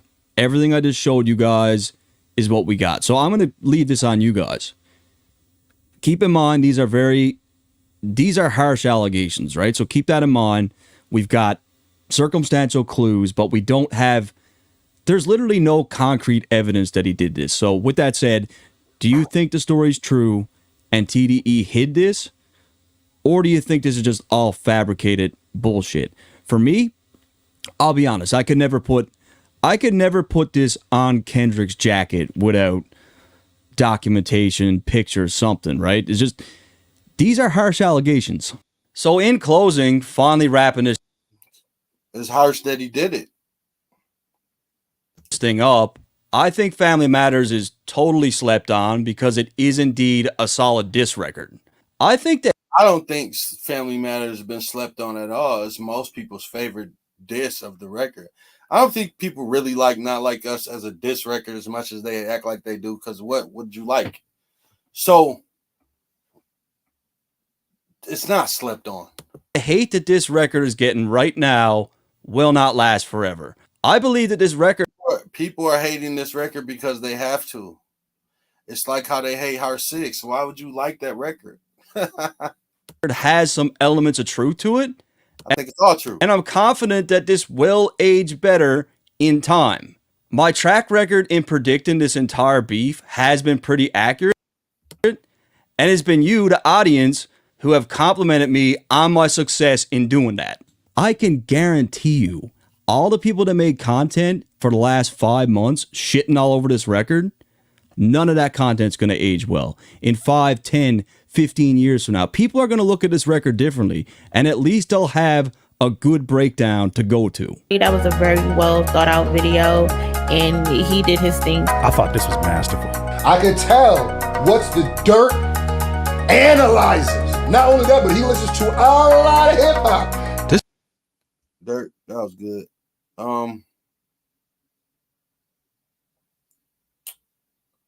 Yeah, man.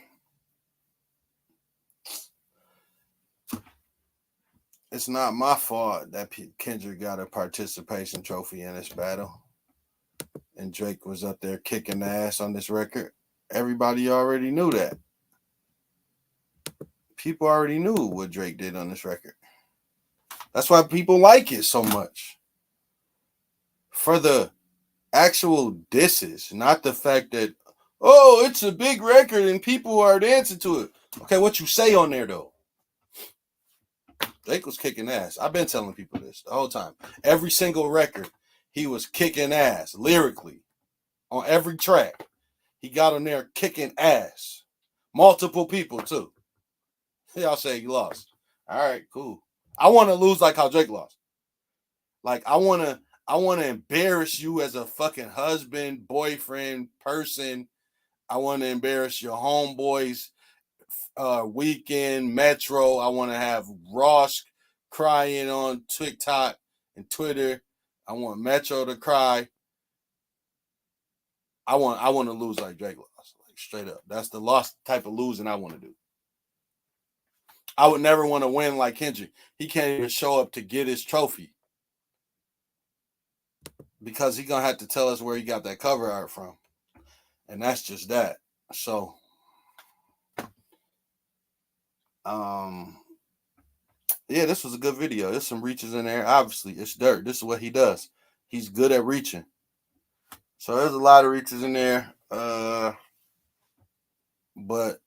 like I said, I don't even understand why people are taken seriously. Like, how do y'all think y'all really are taking seriously trying to underrate this record as lyrically? Like, I be saying Kendrick records isn't good, but I'm saying that lyrically. Like, I really mean that. Like, I don't think Pass on a Body like John Stockton is a good lyric. I don't think those are good lyrics. And y'all ignored Mickey. I'm going to keep telling y'all this. Y'all ignored Mickey Facts. When the record first came out, he said that song is not for me. Y'all never made him explain what he meant. I know what he meant. I know what he meant. Because Mickey is dean of students at Pendulum Inc. He's all about good writing. And Not Like Us is a fucking song with one syllable rapping and no compound. Like, it's just basic lyrics. It's for little kids. Like, and that's why if you go out, you see kids dancing to it and kids singing it. Like, it's like lyrics for dummies. And it worked. It worked. I'm not mad at it. That shit worked. Right? The beat helped, but it worked. But as far as dissing, you didn't say shit, bro. And y'all acted like he did. I'm never going to let y'all live that shit down. As long as we still speak the same English language, I'm going to talk about how Kendrick's records wasn't that good. And that's just that. I don't care what y'all say. It's the truth. There's a lot of whack-ass lyrics on there. It's not my fault that whooping feet's a bum-ass bar. And y'all tried to make it hot. I didn't tell y'all to do that shit. Y'all could have judged it down the middle and been fair about it, but y'all wanted to be biased. And now you have to live with yourselves. And like I said before, what's happening to Kendrick right now is y'all's backlash. See, y'all aren't Kendrick. Like I said before, when Heart 6 came out, y'all aren't part of the battle. So now he has to deal with all of this shit on his own. Y'all can't save him from what people really think. And people don't really appreciate him like y'all think. They don't. So this was a good record. We already knew that, though. A lot of people say that this is their favorite track. Like, of the whole shit, it's a lot of people that are like, yo, this is the one. Not Like Us is it's a good song for the beat. It's a really good beat. But it's not a really good diss track. Like, everybody knows that. I think y'all know that, right? People think that's a good diss track? Fuck no. Like, people say, oh, that's the most monumental diss track ever. Eat a dick.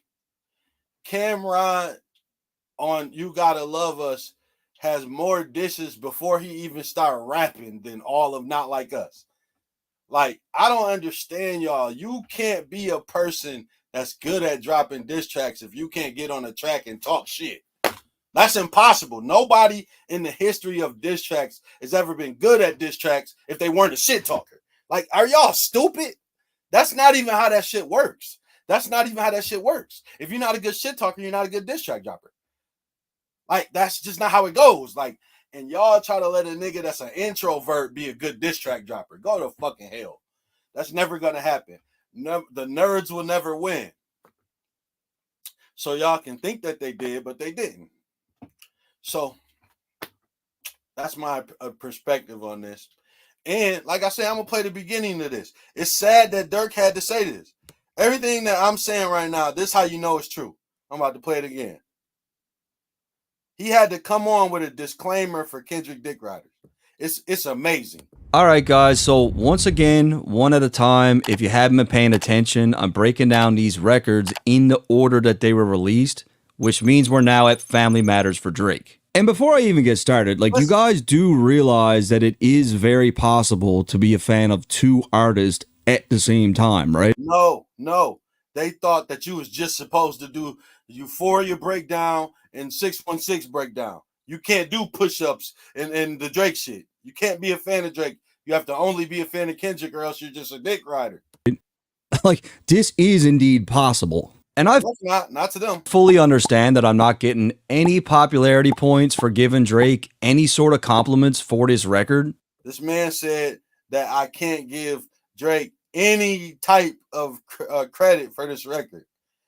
I know for a fact that if I approached this breakdown in a way where I completely all over it, I'd get way better feedback from the audience, but I'd get way better feedback from the audience if I shitted on the record. Who is the audience? Y'all are some... I'm not about to call y'all out your names anymore, any further than I already have. But y'all are some names that I'm no longer going to say. So, I don't know who y'all think y'all are, but y'all can't bully me. So y'all get online and try to bully your opinion, but that shit's not gonna work. Nah. So even Dirt was bullied by the fans, had to deactivate and do all type of stuff. So y'all are just insufferable. So for the people who care to not be in conflict with y'all, yeah, y'all can get away with this shit. Me, I'm not gonna let y'all talk to me any type of way. So you Kendrick fans, y'all are nerdy, and you don't get to give out a participation trophy while I was watching the game. I seen what was happening. You can't tell me that guy was the MVP. He didn't even score. But y'all can say whatever y'all want. It happened the way y'all say it happened. Drake got smoked. He lost. Kendrick won. He was kicking his ass. But then we have to play the lyrics and it go and win a totally different way. I can't wait till he does the Heart 6 one. It's just gonna be the favorite one of mine. But you know, I still want Kendrick to answer for where he got that goddamn cover art from. And the reason why, see, this is what I'm saying. This is the last thing I'm gonna say. The reason why I want Kendrick to explain where he got that cover art from is not because of what Drake said. It's because of how much Kendrick fans overrated the cover art. That's what y'all did. Oh, it's cover art. Oh, it's O.J. Simpson. Oh, it's this. Oh, it's Ozempic. That's Drake's prescription. Oh, that's his dad's logic. Oh, that's from paparazzi. Fucking Picasso's art. That came from a 1970 painting of an owl called OVO. Y'all are stupid. Y'all made up all type of dumb shit for the cover art. But then when you heard the cover art with some shit that Drake just gave him to rap about, to see if he rap about, just to see how much of a dick rider he really was, then he found out that he was the biggest dick rider on planet Earth and rapped about the little girl that didn't exist and took the cover art. Then y'all tried to act like y'all didn't believe that shit. But y'all believed all the dumb shit y'all made up. You believed that glove was O.J. Simpson's and it came from the trial and the 616 is Nicole Simpson's birthday. Y'all believed all that dumb shit. But when Drake comes on a record like, yo, hey, you know where your shit came from, right? Y'all gonna say y'all don't believe that. Okay. What do y'all believe? So, and we all know the little girls are not real. Y'all trying to make the little girl real. Y'all created an AI little girl. Like, there's no little girl. There's not a child. She don't exist. There's no child. Then, so I just don't know where the W was at. It was a participation trophy. Y'all was just happy to see Drake. Mook said it best. When he do spit his shit and say something okay-ish, it's going to sound 10 times better because it's going against the greatest. Mook wasn't just rapping. He was telling you how people approach things. When you are punching down at people, they're going to make the punches be more effective for the person that's punching up. They're going to act like you're hitting when you're not. Like, yeah, you got him. You got it. You won. No, you didn't. You didn't win.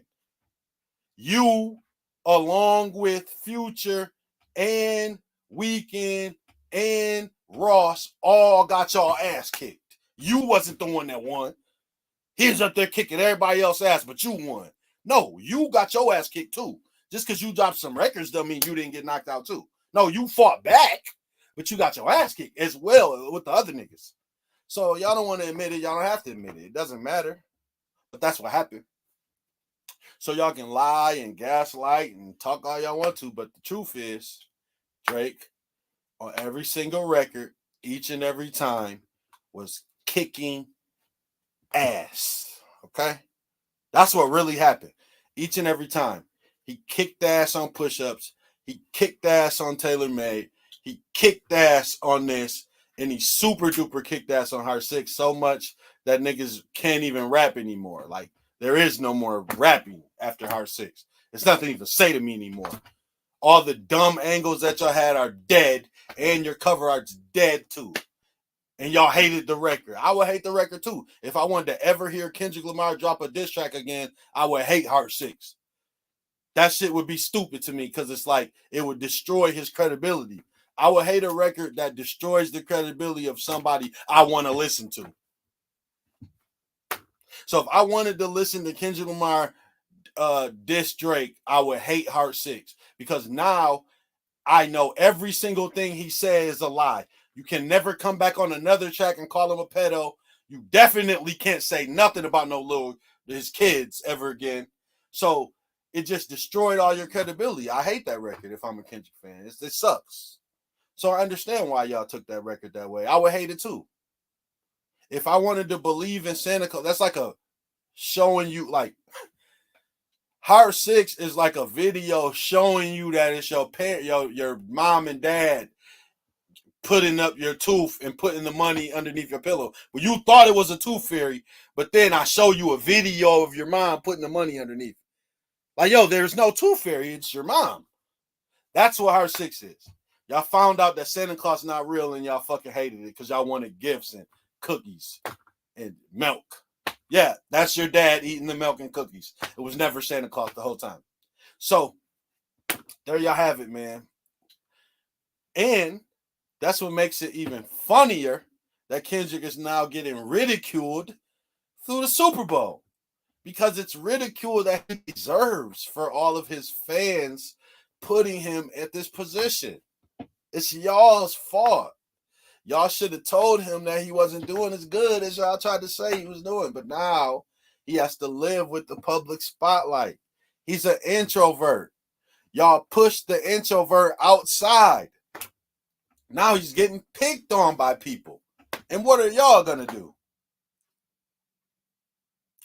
The Drake, y'all started off, see, at first y'all tried. It didn't last long because everybody was talking about it. So at first, y'all just tried to say the pushback was all Drake stands. Like, it's just Drake stands. Like, that's it. Drake stand, that's it. But then everybody started talking about it. Like, wait a minute. Jay's a hater. They race. Like, people started using all type of angles. Racism, all shit. New Orleans, everything. So y'all couldn't pin it on Drake. So then y'all had to realize, like, in y'all's brain, y'all had to really sit back and think, like, damn, people really just don't want this man to perform. Why? Because we don't. Then y'all so stupid. I hate the internet. That's why I hate the internet. Y'all run with all type of narratives. So now, because Wayne was supposed to perform in the Super Bowl, I don't give a fuck what you're talking about. Now we have to go back to, y'all want to make it 100% about New Orleans. So now we have to go back to every Super Bowl and an artist that's from there. Y'all didn't say that when it was in Minnesota. And shut up. We're saying it now this time. We're making up for lost times when we didn't say it. Y'all right. We didn't say it then. We're saying it now. We should have said it in Atlanta. We're saying it now. Damn it. It shouldn't have been Kendrick. It should have been Wayne. And people are mad about it. And they really mad at Jay. And then y'all I don't understand y'all. Like, y'all argue about stuff y'all don't have to argue. So Jay's involved in this, okay? And y'all try to, wait, Jay-Z's not making the decisions. Jay-Z did. Why is his name coming up then? Stop it. He's a hater, and everybody knows it. So Cam and them know it. That's why they mentioned it. They have a whole show. They don't just talk for nothing. Their integrity is on the line. Like, they know what they're talking about. Jay's involved, and he's a hater. And we all know he's a hater. He's publicly a hater. But it's just, listen, here's how Jay's hatred has been able to be masked because of the people who hate on him. It's like Dame doesn't come across well with his hate. He's actually like mad and jealous, but people justify it. Oh, Jay did this. Jay stole this. No, Dame is a fucking hater. And we know that so much, so we dismiss him. Like, nigga, you a hater. And then, like, my man with D Haven, like, it's certain little niggas that, like, the people who hate on Jay, we don't take it serious. So his hating gets maxed. Jaguar Wright, people like that. So, like, he doesn't have any credible haters. So the shit that he do, people ignore it. But he really does be doing bullshit too. He's a hater. He's really insecure, like Dame said, and all that. Like, all that shit be true. They just haters, you know? So, and that's Jay. So why are y'all acting like this not? I just want y'all to think about it. They said Kendrick is the first solo rap artist to perform at the Super Bowl. Why? Why? They just had, listen, I just said before, I just seen a Super Bowl with 3 people who could did a solo rap artist of themselves. Like, are you saying Eminem couldn't have been a solo rap artist or 50? They were on a stage together. Snoop could do it by himself. They were together. So I'm naming you a bunch of people who could have been the person to do it themselves. And this is the guy to do it himself? No. People aren't okay with it. People aren't okay with it. So y'all can make up every reason y'all want to and name up every artist from every city that ever performed that didn't get to perform, but it doesn't matter. We're still talking about this. Wayne's on, and this is what pisses me off about y'all. And this is how you know I call it down the middle. Obviously, I'm not on the Kendrick side of this shit at all, right? But when Ye dropped the Not Like Us remix, and people started hating on Ye, try to discredit Ye, I went off about it. And it was Drake fans doing that. And I was anti that shit. I'm not playing that shit because I'm a Ye fan. So I don't care that you are Team Drake, so now you want to hate on everything. No, we're not doing that to Ye just for this beef. You stupid. I didn't do that. So I'm not doing it in either side. I'm not just hating just to hate. And a lot of people do that shit, and it's weird and weak. They just try to discredit somebody just because you don't like what they saying at the moment. You're weak. That's that cancel culture dumb shit that I don't fuck with. Just like when the new song dropped, Lance tagged me to it talking about, oh, I'm going to hate the song. And I like the song. It's nothing wrong with that new song. Why would I hate the song? Because I don't like Euphoria and fucking Not Like Us. That don't mean that I don't like Kendrick. It means I don't like those records. I have to like everything he drops now? Fuck no. I don't. I still like him musically. I just don't like his diss records. They're not that good to me. My bad. My fault. For holding him to a standard he didn't meet. My bad. Goddamn. So, there y'all have it, man. Y'all, like I said, I'm going to play it again. Matter of fact, I'm playing it again because it's sad that he had to do a disclaimer for Kendrick fans. This is literally who he was talking to. He was literally talking to Kendrick fans when he said this part at the beginning. And it's sad that he had to dress this up. All right, guys. So once again, one at a time. If you haven't been paying attention, I'm breaking down these records in the order that they were released, which means we're now at Family Matters for Drake. And before I even get started, like, you guys do realize that it is very possible to be a fan of 2 artists at the same time, right? I wish he would have called y'all by your name. When he said you guys, he's talking to you insufferable, overbearing Kendrick fans. Like, this is indeed possible. And I fully understand that I'm not getting any popularity points for giving Drake any sort of compliments for this record. So he's just supposed to, like I said it before, I'm going to say it again. I was introduced to What's the Dirt by a Kendrick fan. The first video I ever watched of Dirt was the Euphoria breakdown. I didn't know who he was. So I don't look at him as compromised. I look at him as a fan of the culture. So all these people doing this are clearly just people on one end being biased. That's weak. That's weird. If you go listen to this video, I was calling out reaches. Like, you know, that's a reach. And if you go listen to my 6161, I was doing the same thing. And if you go listen to the Euphoria one, I was doing the same thing. And when I was listening to the Euphoria video, I said, I like him. I thought he was a Kendrick dude. I got tagged to him by a Kendrick fan of a dude breaking down Euphoria and reaching. And I was still like, you know what? I like what he does, though. So I'm clearly down the middle. I'm not down the middle of how I think about the battle, but I'm down the middle of content. I'm not just going to lie about no shit. That's just never going to happen. I have my own integrity. So if I really say I don't think that shit's good, I mean that. So these people are the ones who tried to ruin the battle. I don't think they really ruined it, but they tried. And I wish y'all would just hold Kendrick accountable. But that's not gonna happen. And wait till I do my breakdown of his battle, of his song. I should do it right now while I'm live. I don't care. I've been live. So, you know what? No, I ain't gonna do it. I'm gonna just let this be dirt. So yeah, man, I like this video. As usual, he was reaching throughout the whole thing. This is what he does, though. He's good at it, though. Like, his reaches make sense. Like, sometimes people be reaching and it's just something stupid. And it's like, man, that does not mean that. Shut the hell up. He got reaches that's like, it don't mean that, but it's kind of cool. Like, damn, he put that with that. Just like at the beginning when he was talking about the mirror, like he mentioned, he brought up like 4 different tracks. Like, yo, no, he wasn't saying all of that. But it's cool that you brought that in. So, I like Dirt. But apparently you can only like Dirt. But apparently Dirt can only do the reaction breakdowns for Kendrick. And if he does anything else, he's compromised. For him pointing out the fact that the shit that Drake is saying about Kendrick being a hypocritical little liar, and then him actually having the video footage of Kendrick being hypocritical and lying makes him compromised. It's Kendrick lying. I didn't tell you to say you're faithful, and then next track you drop, you're talking about how you cheated. It's your fault. Y'all are mad that it's proof of what Drake was saying.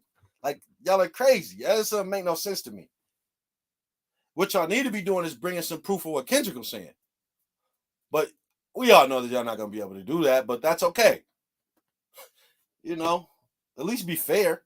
You can be fair in your biasness. That's what I do.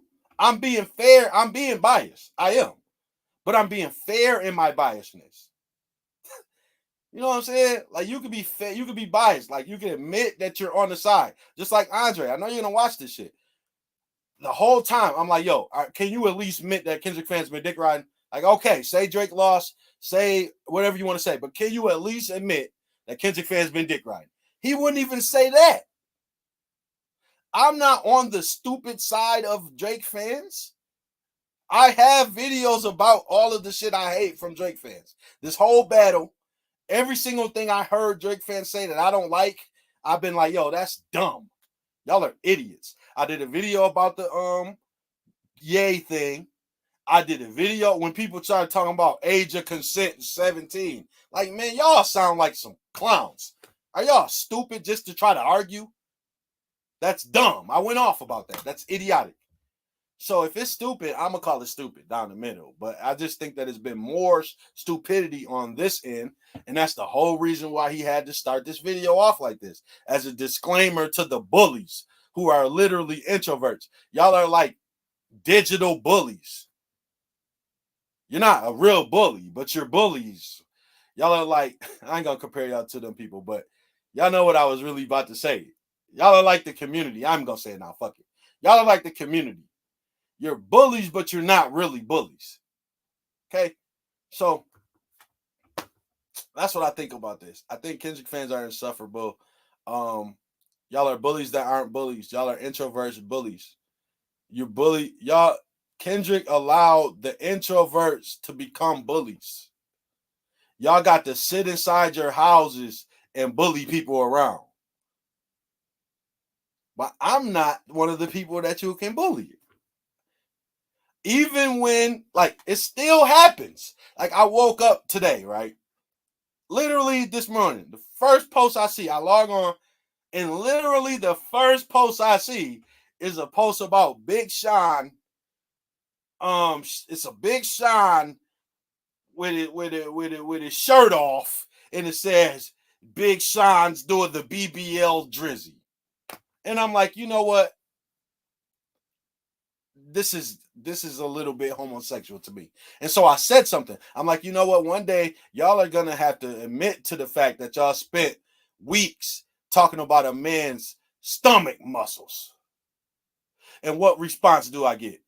You're the one waking up thinking about stomach muscles, though. No, I'm not. I'm the one woke up and seen this stupid stuff. Y'all still talking about a man's stomach. But now y'all have transferred the zest. Let's just call it what I'm calling it. The zest to Big Sean. So y'all went from admiring Drake's stomach muscles to admiring Big Sean's. Y'all are weird. And nobody gonna tell y'all that, but when I do it, I'm the one thinking about stomachs. You're stupid. And that rebuttal doesn't work. I'm rubber, you're glue. The old cliche is a rebuttal for that. I'm rubber, you're glue. Whatever you say bounces off me and sticks to you. You don't get to tell me that I'm doing something that I'm calling out. And this is what they've been doing the whole time. I got called a dick rider the whole time for telling people they're dick riding. Seriously. It's been happening the whole time. I've been calling out Kendrick fans for dick riding. I've been calling out Drake fans when it's appropriate, but it's been mainly Kendrick fans. And when I call them out, I'm the one dick riding. Okay. What are you doing? Shit is weird to me, but you know, people get mad when I call it out. That's why I continually call it out, because I want you to be mad. I don't care. And I'm gonna be honest with y'all. I believe that this whole beef was used to cover up the fact that there was no primary. And it seems to be we needed one. Since everybody seems to hate the candidates, we should have been more in tune to, yo, where's the Democratic primary? Where's the Republican primary? Instead of worried about Ozempic. We were fooled. We should have been worried about the primary, and we was worried about Ozempic. And so now, instead of talking about his assassination attempt, I'm doing this. So it's still the same thing. So there y'all have it. I'm just here. I'm just trolling the Kendrick stands right now, basically. Video been over, but I'm just trolling. This for Andre. He gonna get mad at everything I just said. But I don't care because it's true. I'm giving my opinion, but it's truth in there. So, and y'all definitely gave Kendrick a participation trophy. I'm a firm believer in that. When y'all say he won, you gave him the win just for rapping. You didn't give him a W based on content. You gave him a W based on participation. Y'all said he had a better strategy, and I believe that it was just the fact that he rapped.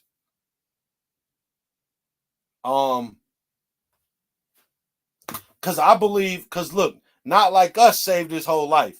But people before Not Like Us dropped, people were saying Drake lost each and every round. Y'all were doing it by rounds, which is weird. I was calling that weird, but whatever.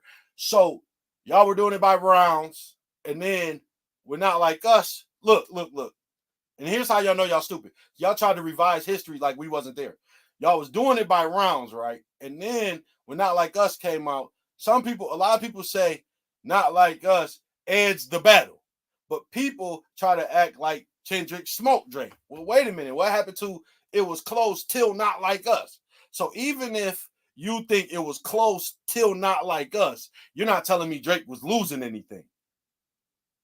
Because if you think it was close till Not Like Us, that means you think Drake was up there kicking Weeknd's ass, Abel's ass, Future's ass, Ross' ass, and Kendrick's ass. And Kendrick was able to overcome the ass whooping with one record. Well, what about before that? He was getting his ass kicked, right? So the people that are just being biased and saying Drake was getting smoked and comparing Euphoria to Ether, I want to fade with you. Like, if you think Euphoria compares to Ether, fade. Run a fade, yo. Straight up, just run a fade. Square up and fight about it. You're a liar and you need to be punched. Straight like that. That's just how we handling that. So, y'all gassed a lot of stuff, which, people was bored. It was summer, nothing to do. So I understand gassing. Listen, I'm not mad at people gassing the battle. I'm going to say that like that. But I'm mad at people biasly gassing the battle. Like only gassing it on one end. Like it was some people gassing all of it. You know what I mean? And that's cool. Like that's what Ack was doing. People act like Ack was compromised. No, he's not. He's a Drake stan. Cool, yes. But he was gassing the whole battle. I'm cool with people doing that. You know what I'm saying? But if you only gassing one end, Euphoria is the best diss track since Ether, but Family Matters is whack. Them dudes, y'all garbage. Y'all suck. Like even me, I said I like 616. I like that record. I thought Euphoria was cool for 3 minutes of the record. I like the concept of Meet the Grams. I just think it was a mistake. I don't like Not Like Us as a diss. I like it as a record. Like the beat is amazing. As a diss, I don't like it.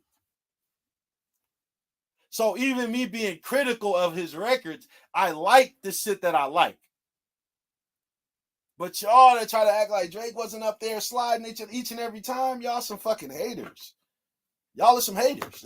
That's just what y'all are. I just think that y'all overrated Kendrick's records. I know that y'all overrated Kendrick records. That's just, I can't let y'all live that down that y'all overrated his records. But y'all really did that. Y'all really did that. Y'all did do that. You know what I'm saying? And people won't even admit to it. Like, okay, I don't care. Like I say it all the time. I always use Tom Brady as the example because he's the best one.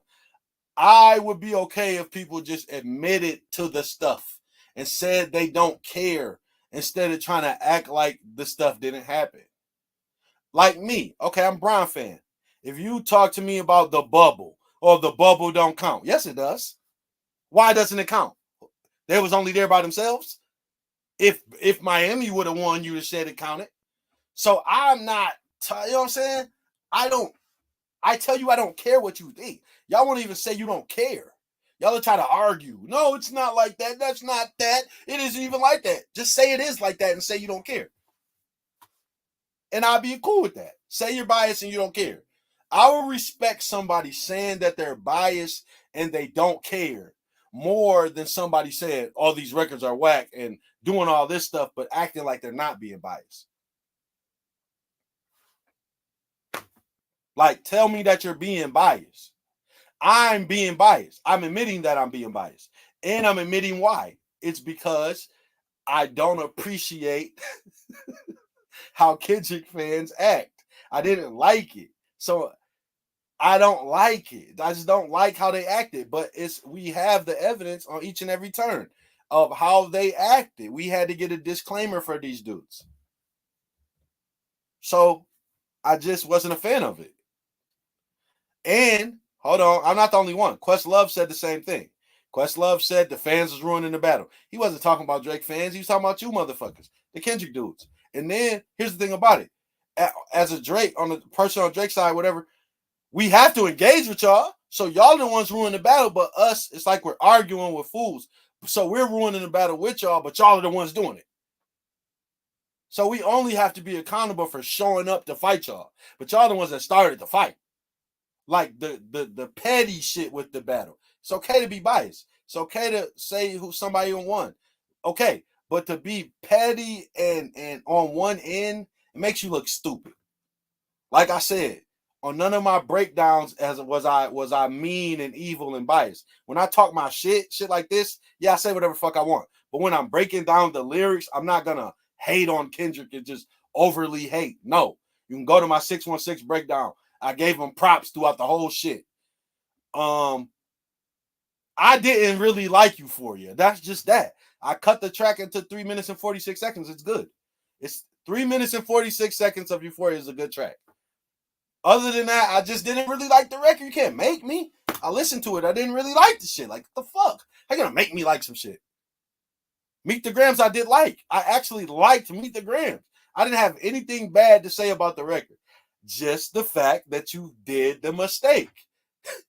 In a battle, that's a big deal. Like, that's a mistake. It was, you know what I mean? And, you know, for me, listen, the responses to that track made me know how much of an asshole I really am when it comes to dissing and just really shit talk in general. Because everybody was acting like that record was just some major monumental, oh, Drake has to fight him now shit. And I'm like, yo, I don't know, y'all. This shit really kind of like friendly fire to me still. Like, this ain't even no record that's like some evil, mean shit to me. I don't really think it is. I think this is just a record. Like, what are y'all acting like he violated them in some way? He really didn't.